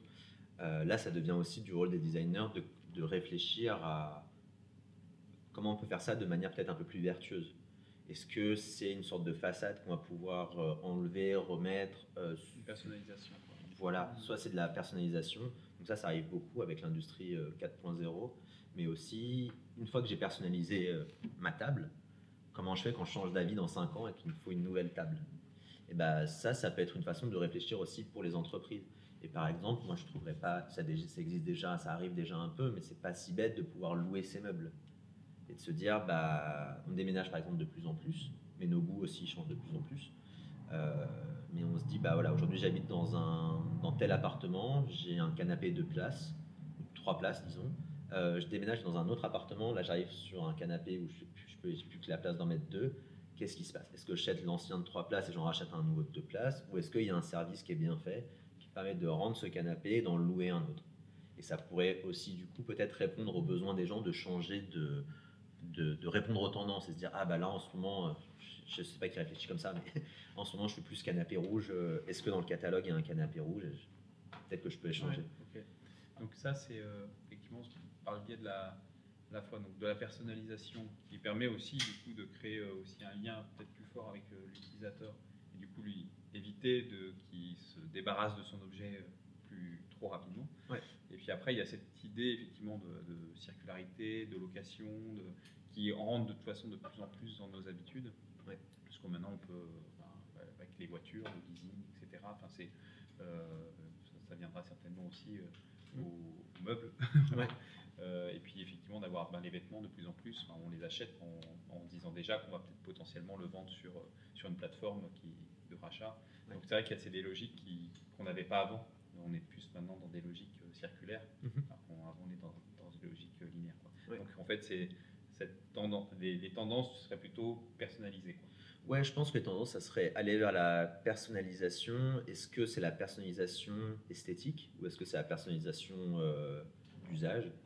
Moi, mon canapé a besoin de faire ça, toi, ton canapé a besoin de faire d'autres choses. Comment on arrive avec le même produit à le moduler un peu différemment pour qu'il réponde à nos 2 fonctions et que chacun ait du coup le sien? Ça pourrait être le cas. Ça a été le cas notamment du coup avec Innerdrape, mais c'était quelque chose qu'on avait déjà en tête parce qu'on savait que la customisation était très très très importante dans ce cas-là. Et finalement, c'est passé par la couleur, donc pouvoir changer la couleur entre différents clients. Et on a proposé 3 patterns différents de produits, de tôles semi-finies. Donc il y en a une qui est en vague, il y en a une qui est plutôt en pic, un peu montagne, il y en a une qui est en créneau. Et ça permet déjà de faire des différences entre différents produits. Après, ce qui peut être intéressant, c'est, j'ai du mal à voir dans le cas des Nerd Rate comment ça pourrait être le cas, mais ça pourrait être intéressant de se dire, bah, nous on a besoin. Ah, bah, c'est d'ailleurs ce qu'a fait Fairmob là, en train de faire Fairmob. Ils ont lancé une nouvelle offre de repeinture, par exemple. Ok. Ouais, donc ça, c'est super cool pour prolonger la durée de vie de leurs objets qui étaient déjà assez longues. C'est de se dire, bah, en fait, on va pouvoir rechanger la couleur. Et ils disent, leur argument là-dedans, c'est deux choses. C'est un, bah, la peinture, même si nous, on garantit une super bonne peinture, ça peut s'abîmer parce que ça peut prendre des coups, des intempéries, etc. Mais c'est aussi, tout mon jardin, tout mon mobilier de jardin est rouge, je le veux bleu. Est-ce que je jette tout ou est-ce que je peux aller chez les prestataires de chez Fairmob pour faire changer ma couleur? Et ça, maintenant, ils sont en train de le faire. Très bien. Donc ça, c'est bien aussi de pas penser forcément pas forcément à penser comment l'objet, on va s'en débarrasser, mais aussi de se penser comment il va évoluer aussi avec nous dans le temps. Ok, super. Voilà. Oui, et j'avais une question sur si un projet n'intègre pas cet aspect environnemental en amont, s'il n'arrive pas, si on ne propose pas un projet qui n'intègre pas cette notion d'environnement, comment toi tu procèdes pour faire en sorte que le porteur de projet intègre cet aspect-là? Alors, il y a différentes choses. Il y a de toute façon, alors ça nous est arrivé, nous on choisit nos clients. On s'offre ce luxe qu'on n'a pas vraiment, mais on a décidé de le faire parce que notre but le but de Buddies, comme je l'ai dit en préambule, c'est que pour moi, c'est une arme pour, si j'aime pas trop, outil pour effectuer ma mission. Et donc, si ma mission, je peux pas du coup travailler avec n'importe qui parce que ça serait un peu contraire à mes valeurs. C'est déjà arrivé de nous a proposé un travail de dessin de table basse en plexiglas. Et ça a été un nom assez rapide, quoi. Parce que même en discutant avec les gens, c'était de toute façon, on va se faire sur du plexiglas. Le plexiglas, ça se recycle pas, c'est de la résine. Donc en fait, la fin de vie d'un plexiglas, c'est il est brûlé ou enterré. Et je peux pas, dans ma conscience, et que j'ai pas envie déjà que les gens consomment ça, et que j'ai pas envie d'être responsable d'une demi-tonne de plexiglas. Donc en gros, c'est si c'est compliqué pour un designer, s'il n'y a pas déjà cette... voilà. Après, ça dépend, et je pense que justement, il ne faut pas rentrer forcément en conflit sur des discussions. Là, on a bien vu que de toute façon, la discussion, c'était non, on fera ça dans tous les cas. Donc là, on a dit, bon, ça ne va pas avec nous. Si c'est juste du dessin pour du dessin, c'est pas avec nous, c'est avec d'autres personnes. Mais c'est déjà arrivé, et il ne faut pas être en contradiction avec les plus gros et les gros pollueurs. Donc il y a un peu ce truc des fois des designers de se dire, ah non, c'est des méchants, etc. L'impact qu'a eu McDo, même si on les a un peu obligés derrière, hein, mais quand ils sont passés, ils ont enlevé leur top là en plastique et leur paille et ils ont mis ce nouveau système en papier et carton. L'impact que McDo a eu sur le monde, mais on ne peut pas le comparer avec 100, 200, 500 startups ou l'effet que mouillent 500 startups parce que McDo a une force de frappe qui est tellement grande que travailler avec eux, parce qu'il y a des clients qui ont envie d'aller vers le mieux. Ils ne savent pas forcément comment faire pour aller vers le mieux. Donc c'est aussi du rôle des designers de leur montrer comment on va vers le mieux. Et avoir un micro-impact chez McDo sur le monde, c'est énorme. Et l'élément clé, c'est l'ouverture d'esprit que peut avoir le porteur de projet. Peu importe la taille de la structure. Bien sûr, peu importe. Et c'est marrant parce que j'en discutais avec un collègue la dernière fois sur les premières questions qu'il pose à ses prospects. Et la première question qu'il pose, c'est pas c'est quoi le temps, le budget, le scope, hein, c'est est-ce que vous êtes prêt à changer?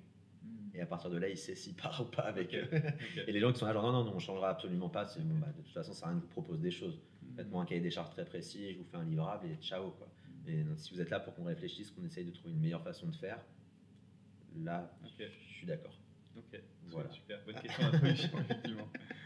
Merci, salut. Je te laisse continuer ta présentation. Ouais, ça c'était un peu pour continuer. C'était un peu la fin de ça, mais voilà, l'expérience utilisateur, c'est la chose la plus importante pour une entreprise, et tout ce que fait l'entreprise doit être dirigé dans ce sens-là. Et en fait, la croissance de l'entreprise sera guidée par la croissance de l'expérience utilisateur. Apple vient de sortir une nouvelle carte mère, je crois, qui ne fait zéro bruit. Tu peux lancer des Photoshop un peu épais, il n'y a rien l'ordinateur ne va pas souffler. Et en fait, ça ne vient pas d'un truc techno où il y a un ingénieur qui est venu en disant on a trouvé un truc qui est plus silencieux. C'est Apple qui ont lancé leur R&D sur... Ça, c'est un problème dans l'expérience utilisateur, c'est que l'ordinateur commence à souffler et à faire du bruit. Comment on fait dans un open space quand il y a 15 ordinateurs qui commencent à souffler très très fort? Et bah c'est ça. C'est nous, on veut améliorer l'expérience. Donc on va mettre de l'argent dans la R&D pour développer une carte qui, elle, ne fera pas de bruit. Donc c'est vraiment cette idée-là, c'est cette idée de se dire que c'est l'expérience qui va guider la R&D, qui va guider le marketing, qui va guider l'entreprise tout simplement, et c'est pas l'inverse. Mais je suis dans le mauvais sens. Voilà. On arrive à la désirabilité pour la planète. Ce qui est intéressant de savoir, ça c'est des chiffres qui sont assez connus, mais c'est toujours intéressant de les remettre, c'est qu'en fait l'impact environnemental d'un objet, c'est à 80% lié aux matières premières, à leur extraction, leur transformation et à l'assemblage de cet objet. En fait, la logistique, c'est que 5%. Et en fait, c'est ce que je vous montrais aussi avec ce graphique-là. Un, que les designers ont beaucoup de choses à faire parce que tout se passe au niveau de la conception. Beaucoup se passe au niveau de la conception. Mais aussi qu'on a beaucoup de fausses idées en se disant « Ah, mais ça a été fait en Chine, ça a été fait à l'autre bout du monde, alors ça pollue. » Eh ben non. Parce qu'il y a un très bon objet, très bien conçu, qui est fait en Chine. S'il est rapatrié en France, il aura un meilleur impact qu'un objet qui est très mal conçu en France, avec la mauvaise matière, etc. etc. Donc cette question-là, et en fait, on a beaucoup de préjugés. J'en reviendrai un peu là-dessus, mais ce qu'on essaye de faire aussi, c'est d'aller au fond des choses. Donc nous, notamment, on travaille avec des experts en analyse de cycle de vie qui nous permettent de faire des scorings, de savoir quel scénario est le mieux qu'un autre. Parce qu'on peut avoir plein de bonnes idées, de mauvaises idées en tête. Finalement, à la fin, c'est quand même les chiffres qui vont parler. Donc ça, c'est assez intéressant de se dire que, le design apparaît comme une super solution pour avoir un impact sur son environnement, et que deux, c'est pas forcément parce que c'est fait à l'autre bout du monde que c'est mal fait. Le problème, c'est que c'est souvent fait à l'autre bout du monde, et c'est pas terrible. C'est plutôt ça le problème. Il y a la partie usage que tu n'intègres pas là dans ce graphique, mais qui peut, si c'est un produit qui consomme de l'énergie, qui peut avoir un impact non négligeable. En effet. Mais effectivement, là, quand on fait des ACV, effectivement, le transport est finalement une toute petite partie. Après, il y a des questions plutôt de raisonner économie locale, bien sûr, qui sont aussi des aspects qui sont intéressants. Bien sûr.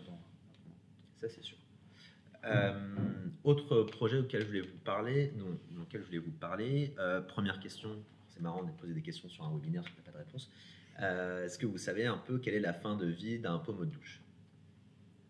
Non, pas du tout. Voilà, je vais t'expliquer. Merci beaucoup pour le feedback. Un pommeau de douche, c'est tout simplement enterré ou brûlé. Il y a zéro autre solution alternative. Pourquoi? Parce que un pommeau de douche, comme on peut le voir sur la première image, qui est en fait un pommeau de douche qui a été coupé en deux, un pommeau de douche, c'est pas fait en métal en fait. Un pommeau de douche, c'est bien fait en plastique. Et en fait, on va déposer une fine couche de métal par-dessus, par PVD, donc Powder Vapor Deposit, par-dessus. Et ce qui va rendre, en fait, c'est une fine couche de métal esthétique qu'on va mettre dessus, et qui va rendre l'objet complètement... qui va empêcher de rendre l'objet recyclable. Parce qu'il n'y a personne en fin de chaîne qui va gratter le métal qu'on a mis sur le plastique pour pouvoir recycler le plastique d'un côté et le métal de l'autre. Donc tout ça, on ne se prend pas la tête, on le brûle. Le problème aussi, c'est qu'on s'est rendu compte que c'est le même pommeau de douche, mais quand on ouvre un pommeau de douche en deux, la complexité et il y a, je crois qu'il y a 3 ou 4 plastiques différents rien que sur les jets. Ça va aussi rendre l'objet complètement non recyclable. Et la question, encore une fois, c'est est-ce qu'on a besoin d'avoir 40 jets sous sa douche? Ça, je ne suis pas persuadé. Et la dernière chose qu'on a fait quand on s'est intéressé un peu à cet univers de la salle de bain, c'est de regarder un peu les endroits où on a des fragilités. Et en fait, on s'est rendu compte que les fragilités, elles apparaissent toujours au même endroit. La rotule, elle commence à lâcher un peu, être un peu plus lâche. La partie entre le flexible de douche et le pommeau de douche, il s'érode aussi et il s'en va. Là, d'ailleurs, c'est une douche qui existe pour de vrai, chez des gens, mais la partie flexible, comme on la connaît, elle est tombée. Et donc là, il ne reste plus que la membrane, le cœur du tuyau qui reste dessus. Et donc la question, c'était comment on fait pour améliorer tout ça à partir de ces bases-là, pour repenser l'univers de la salle de bain. Nous, on s'est vachement intéressé à la question, on est parti chercher de l'inspiration dans le monde du luminaire, parce que le monde de la salle de bain n'évolue pas beaucoup, alors que le monde du luminaire est bouge quand même énormément. Donc pour aller chercher ce qu'on appelle l'architecture produit, on est parti s'inspirer là-bas. Pourquoi? Parce qu'une douche, comme une lampe, ça envoie un flux, de l'eau ou de la lumière, ça a un câble qui apporte électricité ou eau, et puis ça s'oriente. Donc voilà. Et très rapidement, ça c'est chose qui est très intéressante aussi avec le design, c'est très rapidement faire des tests. C'est ce qu'on appelle des maquettes, moi j'appelle des maquettes très sommaires, découper des bouts de carton, etc. pour voir les interactions très rapidement, pouvoir finalement se projeter dans cette situation. Comment ça se passe mon interaction avec mon pommeau de douche quand j'ai de l'eau, enfin quand j'ai du savon qui me coule dans les yeux par exemple. Voilà. Tout ça, ça permet de le voir assez rapidement. Ce qui nous a un peu guidé aussi dans ce projet, ça a été l'ergonomie, ça a été les interactions. C'était de se dire que quand on arrive dans la salle de bain de quelqu'un, une nouvelle salle de bain, donc chez quelqu'un dans un hôtel, on a toujours du mal à savoir comment je fais pour la monter et la descendre, ce pommeau de douche. Et ces mécanismes qui cassent d'ailleurs sont aussi très complexes, très compliqués à recycler. Est-ce que finalement on ne pourrait pas utiliser que le plastique pour faire un super kit de salle de bain? C'est-à-dire que le plastique, ça a des propriétés qui sont notamment mécaniques. Donc c'est la photo qu'on voit sur la droite qui permettent en pinçant, de monter et de descendre le bras.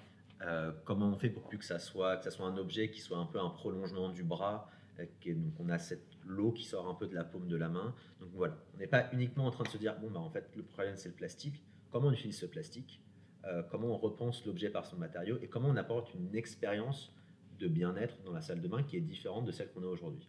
Aujourd'hui, on rentre dans la salle de bain dès le matin, on est déformé par notre reflet est déformé dans cet inox qui finalement est vite devenu sale. Donc un des seuls moments de la journée où on est nu, finalement, on se retrouve déformé. Est-ce que c'est une bonne expérience? Je ne regarde pas trop dans ma pommeau de douche. Tu regardes pas dans ton pommeau de douche. Mais tu sais, il y a ce truc de tu arrives dans un univers qui est blanc, qui est froid, qui est hygiéniste. On a mis je pense que l'inox est en fait issu historiquement de. Avant, on faisait les robinets comme ça. Quand on a trouvé le plastique, on a continué à avoir cet aspect-là. Encore ce côté Maya pour être accepté. Alors que je pense qu'avoir des couleurs qui sont adoucies, qui sont matifiées, je pense que ça permet de repenser en tout cas ce moment de vie. Et donc, ça, c'est le résultat de ce projet de recherche. Mais voilà, on s'est inspiré notamment de systèmes qu'on retrouve dans le monde du jardinage pour travailler la connexion entre le pommeau et le flexible. Et de se dire que le jour où cette connexion elle commence à ne plus être bonne, avec un coup de cutter, avec une paire de ciseaux, on coupe le tuyau et on peut le renclencher dedans, tout se passe bien. Voilà. Donc en fait, l'idée là, ça a été d'utiliser les capacités, toutes les caractéristiques du plastique, caractéristiques mécaniques, tactiles, esthétiques, le fait de pouvoir mettre de la couleur, le prix aussi, parce qu'ils permettent de faire de l'injection comme l'autre, mais on n'a pas besoin de mettre du PVD par-dessus. Et on arrive à ce pommeau de douche là, à ce système de pommeau de douche là. Et voilà. Donc on n'est pas uniquement en train de travailler sur changer la matière, mais on est bien en train de travailler sur l'expérience et comment proposer quelque chose qui soit plus désirable et préférable à la situation d'avant. Et d'ailleurs, c'est quelque chose la première idée qu'on a pour baisser l'impact carbone d'un objet, ça va être de changer sa matière. Donc là, sur la gauche, on a du coton, sur la droite, on a du polyester. A priori, tout le monde serait d'accord de dire que le coton, c'est mieux. Le problème, c'est que ça n'a pas les mêmes impacts. Et donc, en fait, ce qu'on fait souvent, c'est ce qu'on appelle du transfert d'impact. Et on va se dire, le polyester, c'est du plastique, c'est un peu sale. Du coup, on va partir sur du coton. Ouais, mais le coton, ça a besoin de pesticides, ça a besoin de beaucoup d'eau, et du coup, ça va polluer les sols. Donc, en fait, avoir un impact polyester qui est là, où se trouve après l'impact du coton par rapport à ça. Et donc, pour répondre à tout ça, en fait, là, je fais un peu l'avocat du diable sur le polyester, vous allez voir sur la suite, mais pour vous montrer qu'en fait, il ne faut pas réfléchir uniquement en disant ça a l'air plus naturel. Et c'est encore cette question-là. Ça a l'air. Il ne faut pas être juste sur le. Oui, ça a l'air. Il y a des faux amis. C'est ça. Il faut aller au fond des choses. Ouais, c'est complètement. Et se focaliser sur la matière n'est pas une bonne chose que après l'usage. C'est de ce dont tu vas en parler. Tu vas parler de l'usage effectivement. C'est ça. Et donc finalement, quelle est l'expérience ou quel est l'usage que va me proposer le t-shirt en coton et le t-shirt en polyester? C'est des usages qui sont complètement différents. Et le polyester, notamment, va me permettre d'avoir pour faire du sport, quelque chose qui est beaucoup plus stretch, qui s'est adapté peut-être plus proche de mon corps, qui va me permettre de respirer, mon corps de respirer, qui va évacuer la transpiration. Aller faire une séance de sport avec un t-shirt en coton, c'est quand même pas la joie. Une fois qu'il est trempé, et puis il va pas sécher. Donc se poser la question le polyester offre une meilleure solution, en tout cas une meilleure expérience que le coton sur ce côté-là. Et donc là, on peut se poser la question de la durée de vie. Alors ça, c'est un petit schéma pour vous montrer un peu tout ça. En bas, en orange, c'est le t-shirt en polyester et en haut, en noir, c'est le t-shirt en coton. Donc, a priori, on peut se dire que le t-shirt en coton, là, je l'ai mis plus petit parce qu'il a moins d'impact environnemental de base que le t-shirt en polyester. Le problème de la durée de vie, qui prend en compte l'usage et la matière qu'on a évoqué avant, c'est qu'il va se passer ça. C'est-à-dire qu'au bout d'un moment, le t-shirt en coton, il va classique 90 grammes, il va commencer à boulocher, le col va plus être bon, il va se déformer, il va se délaver, etc., etc., etc. Ce qui se passe, c'est que je vais acheter un nouveau t-shirt. Et donc du coup, là, le premier t-shirt est devenu beaucoup plus petit parce que son impact avec le temps a diminué, mais hop, il y a un autre t-shirt qui arrive, etc., etc. Donc au final, sur la durée de vie, sur une certaine durée de vie, sur 2 ans, j'ai acheté 4 t-shirts pour un seul usage. Le t-shirt en polyester, lui, a priori, on le voit bien avec les t-shirts de foot pour les fans, mais t-shirt de foot, ça se garde 10 ans. Quoi. On peut l'utiliser toutes les semaines, aller à la salle de sport toutes les semaines, faire du foot avec toutes les semaines, 10 ans sans qu'il bouge. Donc quel est le meilleur impact entre les deux? Voilà, ça c'est une manière de réfléchir. C'est pas qui réduit au lavage, c'est que, c'est que l'impact environnemental baisse forcément en fonction de la durée de vie. Ouais. Donc ce dont on parlait, l'unité fonctionnelle, c'est ça. Qui est prise en compte dans le calcul des impacts. Ouais. Ça c'est très important de l'avoir en tête finalement, autant pour les consommateurs que pour les entreprises. Et donc du coup, on en parlait tout à l'heure, mais une des meilleures façons, je pense, j'en suis persuadé, pour changer son impact environnemental, c'est vraiment de partir de l'usage. Et rendre l'usage plus intéressant, et vraiment partir de ça afin de concevoir son entreprise. Si on prend l'usage des nouveaux parents, les enfants arrivent, il faut acheter une poussette. Il faut acheter, je ne sais pas ce que c'est, une sorte de blinder pour faire des compotes. il faut acheter une table à langer. Il faut acheter tout ça. Tout ça, il faut les acheter. Ça va être utilisé pendant un très court temps. D'ailleurs, j'ai appris que les pots pour apprendre aux enfants à devenir autonomes sur les toilettes, c'est utilisé au maximum 6 mois, au minimum 3 semaines. Les gens achètent une pièce de plastique grande comme ça pour un usage moyen de 3 mois. Est-ce que c'est pas un peu une erreur? Est-ce qu'en partant pas de ça, mais pas en disant juste que ça va polluer, même en réfléchissant aux bénéfices qu'on peut apporter aux usagers, comment on peut améliorer le service qu'il y a derrière? Et moi, le jour où je suis jeune parent, je me dirais qu'une fois que j'ai tout ça, il va falloir que je le revende. Où est-ce que je vais pouvoir le revendre, etc., etc. S'il y a une entreprise qui me permet de me débarrasser de tous ces objets dont j'ai eu besoin pendant un très court de temps et qui me les reprend derrière, ça c'est une proposition de valeur qui est très très bien. Donc là, on peut se dire que l'entreprise ne vient plus uniquement ne vend plus et ne fabrique plus des objets, mais fabrique des objets dans le but de les louer. Et donc du coup, ça a un impact sur l'objet, sur le dessin même, le design même de l'objet. Parce qu'il va falloir dessiner des trucs plus robustes, il va falloir aussi comprendre que certains objets peuvent être échangés, d'autres non, parce qu'il y a des histoires de propreté. Comment on fait pour, on en parlait tout à l'heure, mais comment on fait pour changer certaines pièces, les laver et le repasser à une nouvelle famille. Voilà, toutes ces questions-là, elles viennent de l'usage et ont un impact sur notre environnement écologique. Et ce chemin-là, c'est un chemin que Decathlon a pris, c'est un chemin que que Michelin a pris. Désolé. Et ce que fait Michelin maintenant, c'est qu'ils ne vendent plus des pneus, ils vendent des kilomètres. Donc en fait, ils louent des pneus.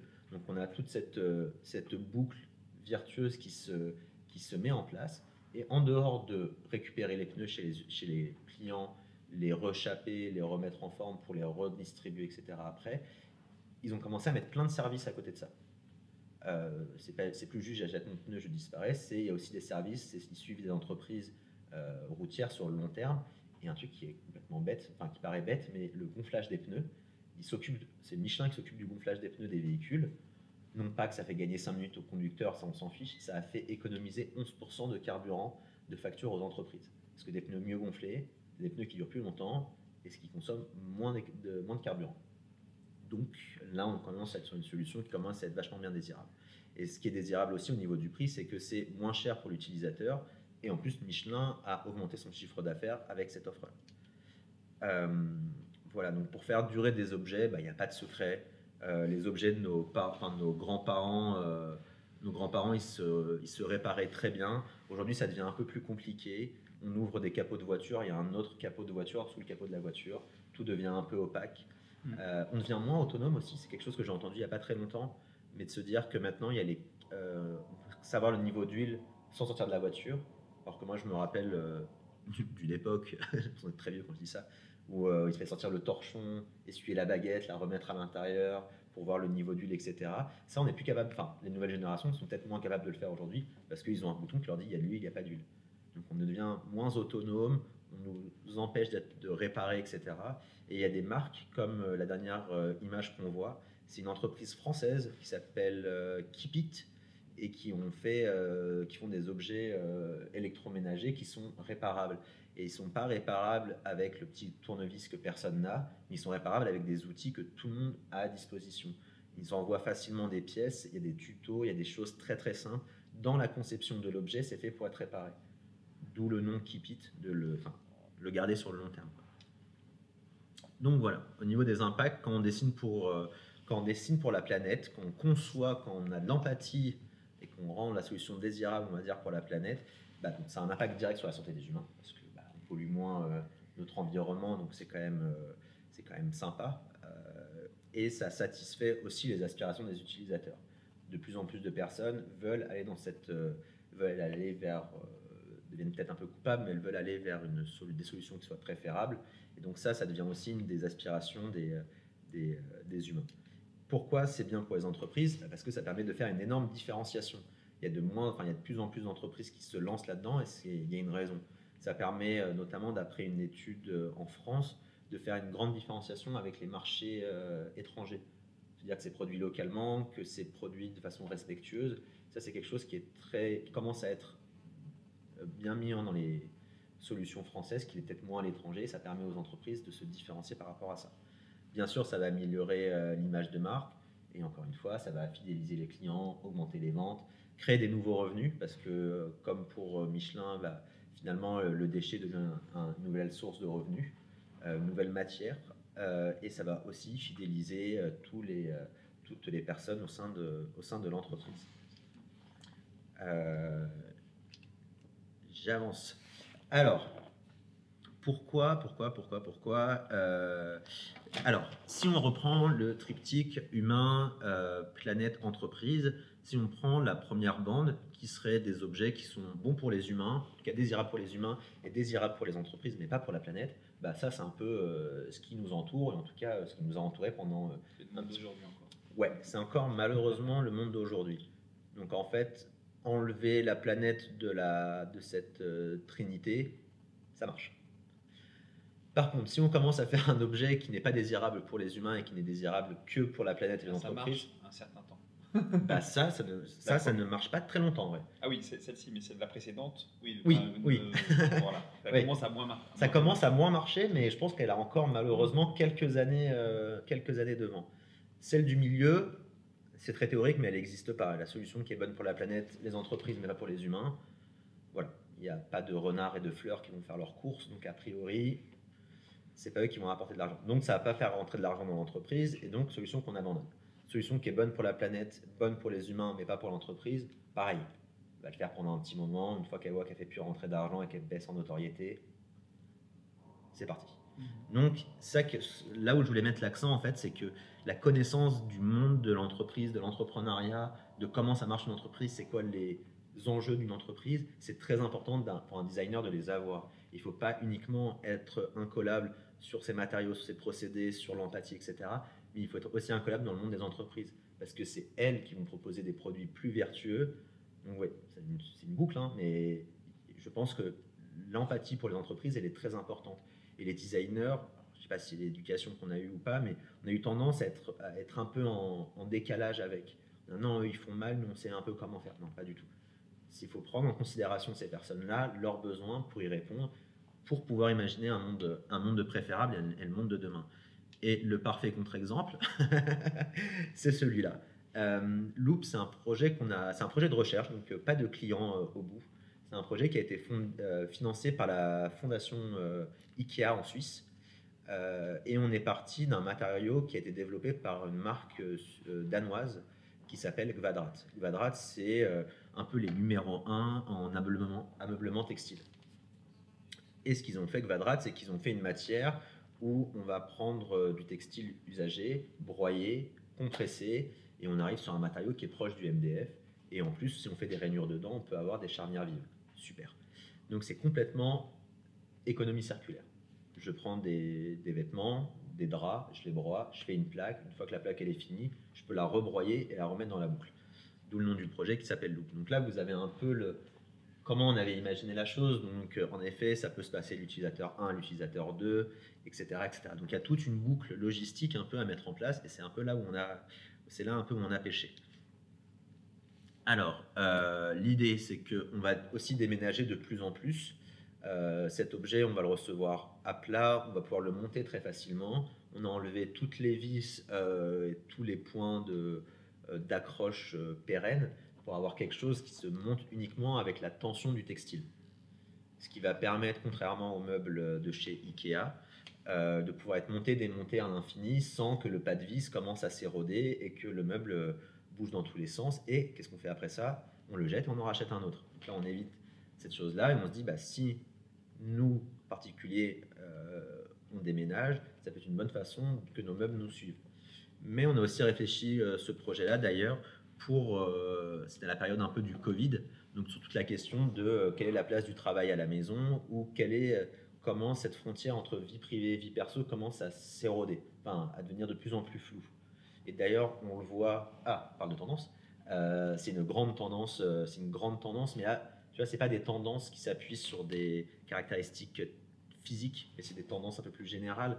Et tu vois, c'est le cas d'ailleurs au design spot, mais on va vers une domestication du lieu de travail. On a des canapés, on a du textile, on a des plantes, on a ce genre de choses. Donc ça, c'est une grande tendance de fond. Donc nous, on a travaillé un peu là-dessus pour repenser un peu les usages. Je vous décris rapidement les 3 objets qu'on peut avoir dedans, mais c'est pas le but. On a une sorte de tabouret valet qui va nous suivre dans le lieu, sur lequel on peut s'asseoir, mais on peut aussi ranger cette multiprise horrible qui est tous apparu chez nous avec l'arrivée du télétravail. On a un système de rangement modulaire qui permettent de montrer, cacher des objets, vie privée, vie pro, et qui permet aussi très légèrement de se déplacer, de rendre l'espace modulable, et une table basse qui, elle, fait coffre et qui permet de ranger ses affaires de travail ou personnelles une fois que c'est fini. Là où on a pêché, là où je pense qu'on a pêché, c'est que c'est désirable pour les humains, parce que c'est des objets qui sont plutôt bien pensés, qui répondent à des fonctionnalités assez nouvelles, etc., assez dans l'air du temps. C'est bien pensé pour la planète, parce que c'est un objet qui est complètement monomatière, donc on peut prendre la table basse à la fin et l'acheter directement dans la poubelle, en vulgarisant un peu la chose, mais comme c'est que du textile, ça peut être rebroyé, remis dans la boucle. Donc on a 2, mais on n'a pas le 3e. On n'a pas les entreprises. Et finalement, quand on est parti voir en fait les éditeurs de mobilier pour leur dire regardez, on a une super idée, elle est vachement bien. Et comme ils ont des forces de frappe européennes et pas archi locales, ça devenait très très compliqué de répondre à ces besoins-là. Voilà, c'est ça. Donc très facile pour eux de se dire on va vendre à tel endroit, mais comment on fait dans 5 ans, 10 ans, 15 ans, 20 ans, parce que nous on veut des objets qui durent, donc c'est ces temporalités-là. Comment on fait pour rapatrier tout dans l'usine, tout rebroyer et tout relancer? Qui récupère, qui remet à plat, qui. Et donc en fait, toutes ces questions-là, on n'y avait pas répondu, enfin mal répondu en tout cas. Et ce qui a fait que pour l'instant, le projet, il en est toujours dans cet état-là. Et voilà, donc, s'il y a des gens qui veulent repenser des boucles de logistique. Mais voilà, en fait, du coup, pour l'entreprise, ça devient une expérience qui est pas désirable, parce que ça lui demande de mettre beaucoup plus de choses en place, beaucoup plus de moyens, etc. Et donc, il se dit, non, c'est pas désirable pour nous. C'est pas qu'on va sûrement perdre de l'argent, sûrement en gagner, mais c'est surtout très compliqué, très long. C'est des processus qu'on connaît pas, on n'est pas expert là-dedans. Comment on fait, qu'est-ce qu'on fait, quoi. Voilà, ça, c'était un peu le problème de ce projet. Et donc, voilà, l'idée, c'est de bien connaître, bien comprendre un peu les entreprises. Si les entreprises ne sont toujours pas convaincues que le design, c'est bien, et souvent, les dirigeants d'entreprise écoutent beaucoup les cabinets de conseil. Donc, allez lire ce report de McKinsey, qui est The Business Value of Design, et qui montre très clairement que le design, en fait, c'est pas un coût, c'est un investissement. Et c'est un investissement à faire, encore une fois, sur le long terme. Ça, c'est un schéma qu'on voit assez régulièrement, mais voilà, en général, dans les entreprises, la place du design est encore assez maigre. En tout cas, même quand elle est bien mise en place, on n'est pas là pour parler de coûts et de prix, mais en tout cas, voilà, l'investissement d'entreprise dans le design, elle est quand même assez maigre. Pourtant, c'est ça l'interaction, c'est ça l'interface avec les utilisateurs, et c'est ça ce que les clients vont percevoir. C'est toute cette petite partie-là financière. C'est-à-dire que le rapport coût-valeur ajoutée incroyable. Okay. Bah, si tu arrives avec de l'usage, avec de la réflexion, à repenser carrément le business model de l'entreprise, mais vous faites plus du tout, vous êtes plus ce que vous êtes quelque chose d'autre maintenant. C'est quand même une force de frappe qui, je pense, est assez impressionnante. Et pour moi, le design, c'est un outil stratégique parce qu'il permet encore une fois, de se projeter, d'imaginer, ça va être quoi, qu'est-ce que fait l'entreprise, pas là tout de suite. C'est pour ça que le design sprint, non.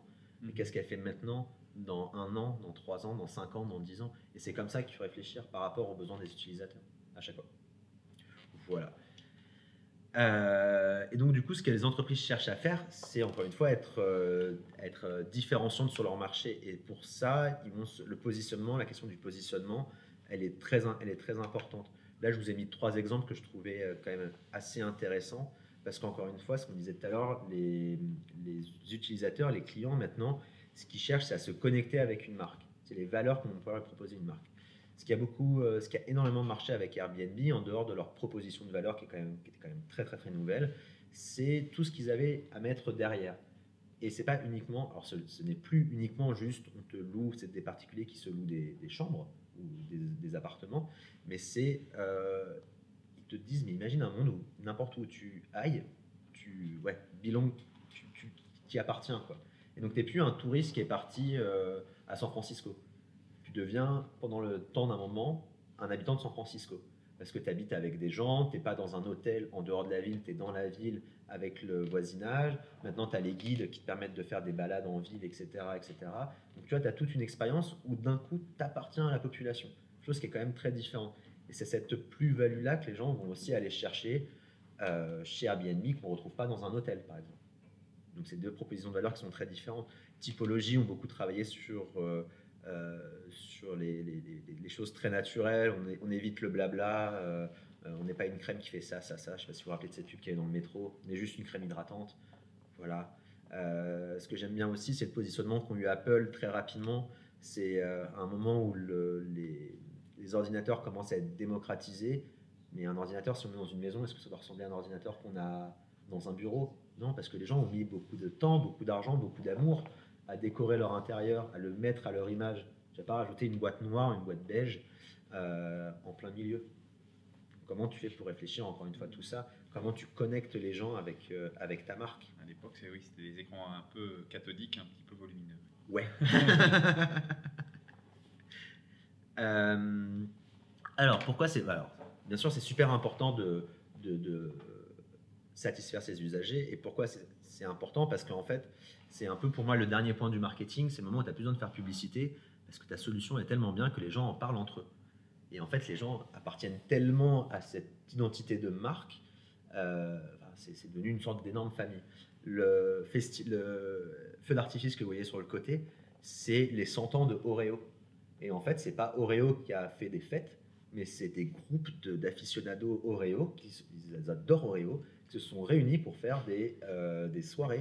Donc il y a eu des soirées d'anniversaire aux USA. Ça, c'est un feu d'artifice qui a eu, c'est pas celui-là, mais j'ai pris juste une photo de feu d'artifice. Il y a eu des feux d'artifice à Shanghai.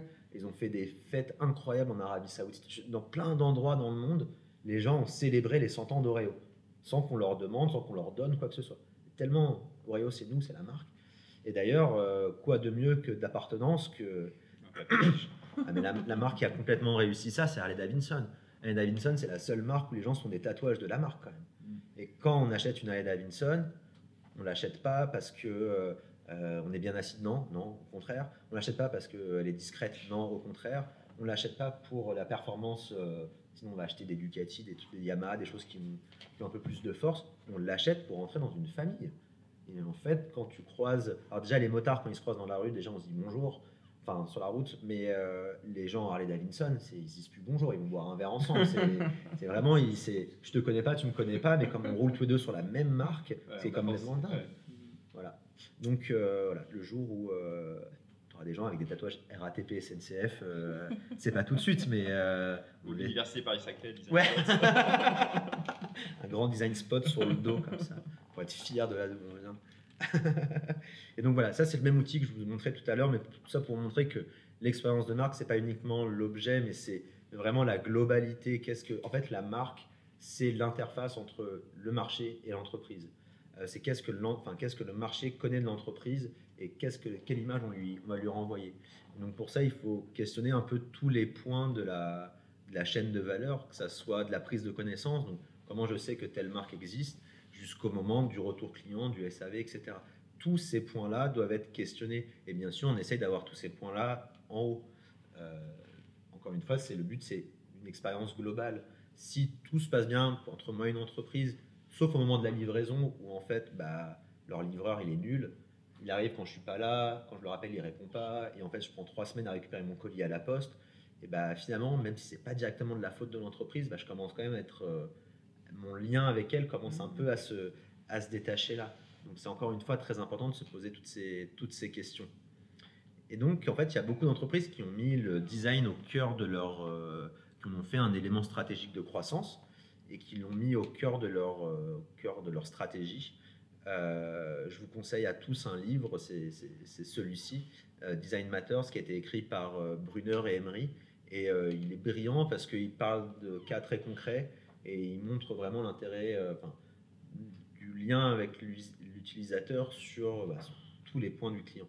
Et en fait, les marques qui ont fait ça, je vous en ai mis quelques-unes, Decathlon, Apple, Airbnb, mais je vous ai aussi mis Decathlon, mais je vous ai aussi mis des Français, il y a Sleen et WeSing. Toutes ces personnes-là ont mis l'utilisateur, le design au centre de leur entreprise et tout dépend de ça, quoi.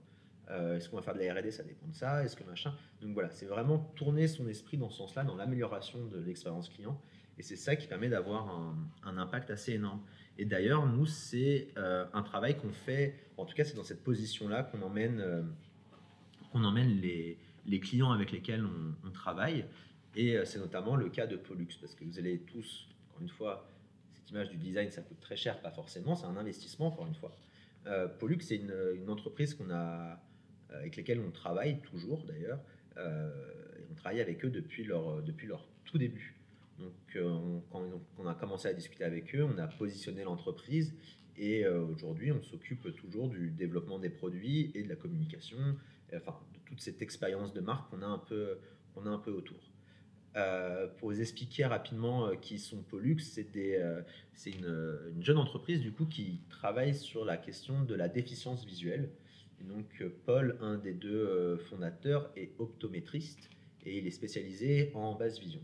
Sur le marché, il n'existe que des produits qui cassent, qui coûtent très cher, qui sont pas très beaux et qui sont surtout pas du tout adaptés aux personnes qui sont en situation de basse vision. Notamment, toutes les interactions se font au tactile. Donc, une personne qui a une vision très très basse n'a aucun retour de savoir si oui ou non elle a cliqué sur tel ou tel bouton. C'est vraiment juste pas de retour derrière. Donc en fait, ce qu'on a fait, nous, et on est parti très rapidement, parce que Paul aussi avait les bons contacts là-dedans, mais on est très rapidement parti à la rencontre des utilisateurs, faire de l'empathie, donc se mettre un peu à leur place pour comprendre un peu leur situation et comprendre un peu quels étaient leurs besoins. En fait, ces gens-là ont surtout pas très envie d'être stigmatisés. Et donc, qu'il y ait une lampe qui fasse un peu un effet béquille sur ton bureau, qui dise regardez cette personne-là, si elle a cette lampe, c'est parce qu'elle est handicapée. Non, en situation de handicap. Non, nous, c'est pas ce qu'on voulait faire. On voulait et c'était tout le travail avec Pollux, c'était de comment, en fait, c'est pas qu'on redonne le sourire, parce que c'est pas des gens qui sont au bout de leur vie, mais comment on fait pour faire une sorte de petit compagnon du quotidien, un objet qui est chaleureux, qui est doux, qui va les accompagner dans cette démarche-là.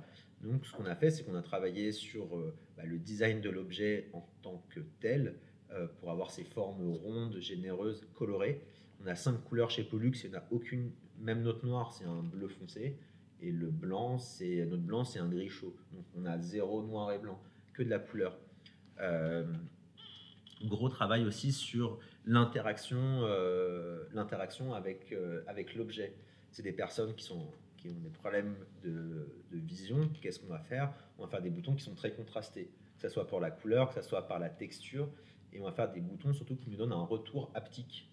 Donc la molette, quand on appuie, elle fait bien la molette, donc il fait bien cran par cran. Le bouton, quand on appuie dessus, il fait bien clic, etc., etc. Et en fait, le travail de design, une fois qu'on a identifié un peu les besoins de ces personnes-là, il s'est décliné sur toutes les facettes de l'entreprise, et notamment sur la partie technologique. Est-ce qu'on va prendre la technologie de pointe qui coûte très cher, ou est-ce qu'on va prendre la technologie qui suffit à répondre aux besoins? On a pris la technologie qui suffit. Elle était plus pérenne, elle était moins chère. On n'était pas parti courir après le dernier cri. Mais on a commencé à réfléchir vraiment usage. Et donc, ça a eu un impact sur le prix de l'objet. Ça a eu un impact aussi. On a ce qu'on a fait aussi. Donc ça, bien sûr, c'est des produits qui se co-construisent, notamment avec Paul et Marion. Mais on a un capteur de luminosité en haut de la lampe qui permet de restituer la bonne lumière sur le bureau. Pourquoi? Parce que c'est bien d'avoir la lampe qui donne la bonne lumière, mais si tu ne connais pas, toi, c'est quoi ta bonne lumière ou tes besoins? Donc là, c'est la lampe qui répond notamment par ce côté-là. Et donc, en fait, l'avantage, ou en tout cas l'impact qu'a eu le design là-dedans, ça a été aussi sur la partie positionnement, et de se dire, à la base, leur idée à eux, c'était de travailler sur une micro-niche qui sont les personnes à situation en déficience visuelle. Et nous, on s'est dit, non, on va faire ce qu'on appelle du design inclusif. Donc, on va prendre les contraintes de ces personnes, les personnes qui ont le plus de contraintes, qui sont les plus fragiles, et on va en faire un objet pour tous. Pourquoi? Parce que, on a tous des problèmes de vue, d'où mes lunettes à cause de l'ordinateur notamment, et donc c'est un problème de santé publique, et en plus, ça permet d'agrandir le marché de Pollux. Donc, on passe d'un marché de niche à un mass market. Donc voilà, c'est pas uniquement, c'est aussi l'empathie aussi pour l'entreprise. Et pourquoi ce projet a été, la conduite de ce projet a été assez exceptionnelle, parce que très rapidement on a travaillé tous ensemble. Il y avait les usagers, il y avait les designers, il y avait les porteurs de projets, mais il y avait aussi, et ça c'est des partenaires avec lesquels on travaille nous, et qu'on met très rapidement dans les projets, le bureau d'études, qui permet de travailler sur les questions d'usure, de réparabilité, parce qu'en fait les lampes qui existaient sur le marché, elles se cassaient très rapidement. C'est des personnes qui voient très mal, et donc du coup mettre un coup dedans, la faire tomber d'un bureau, ça l'explosait, donc tu n'as plus de lampe. C'est ton outil de travail, tu n'as plus de lampe pendant 3 semaines. Là, l'idée, c'est de travailler sur quelque chose qui soit vraiment dur, qui soit vraiment solide, qui permette de ne pas tomber dans cette situation.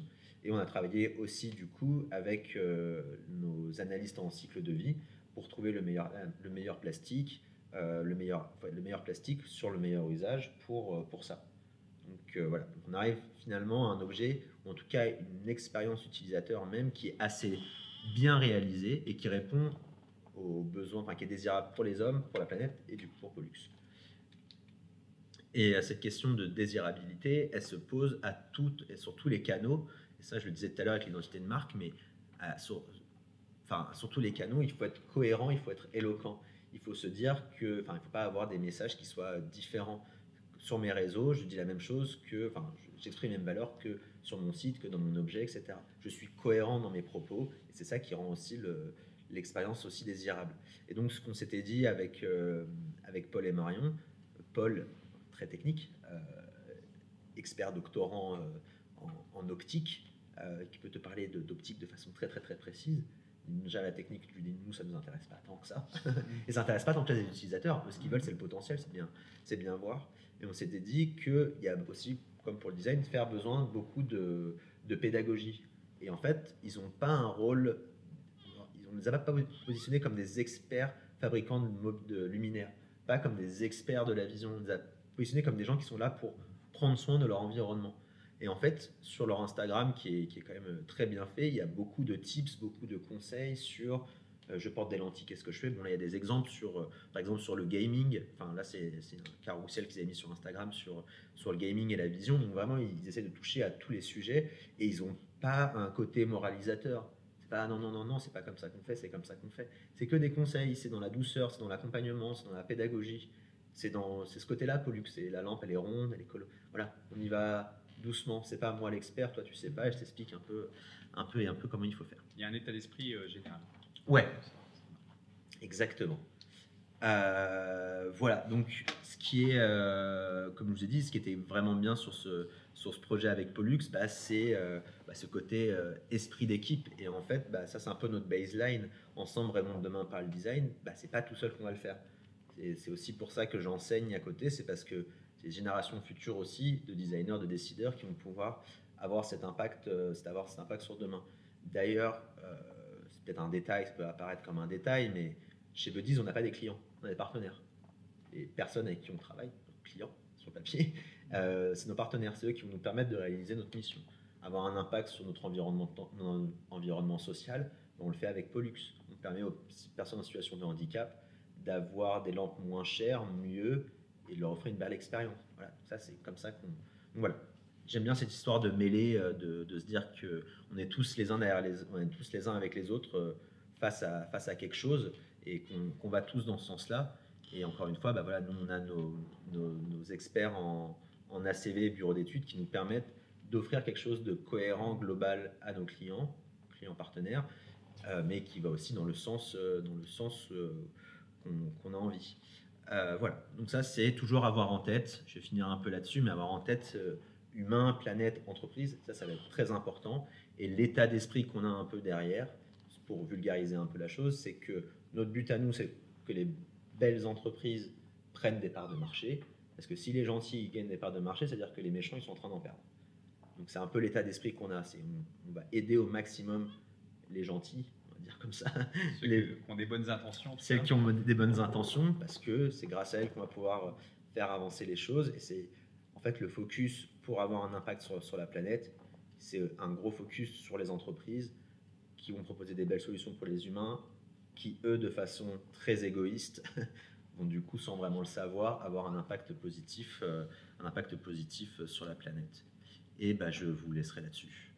Super. Merci beaucoup, Salim. Alors, avec moi, voilà, tu as bien conclu. J'ai pas d'autres questions à te poser. Je pense que globalement, il n'y a pas eu d'autres questions. Donc, ton discours était très clair. Donc, et moi, j'aime beaucoup cette.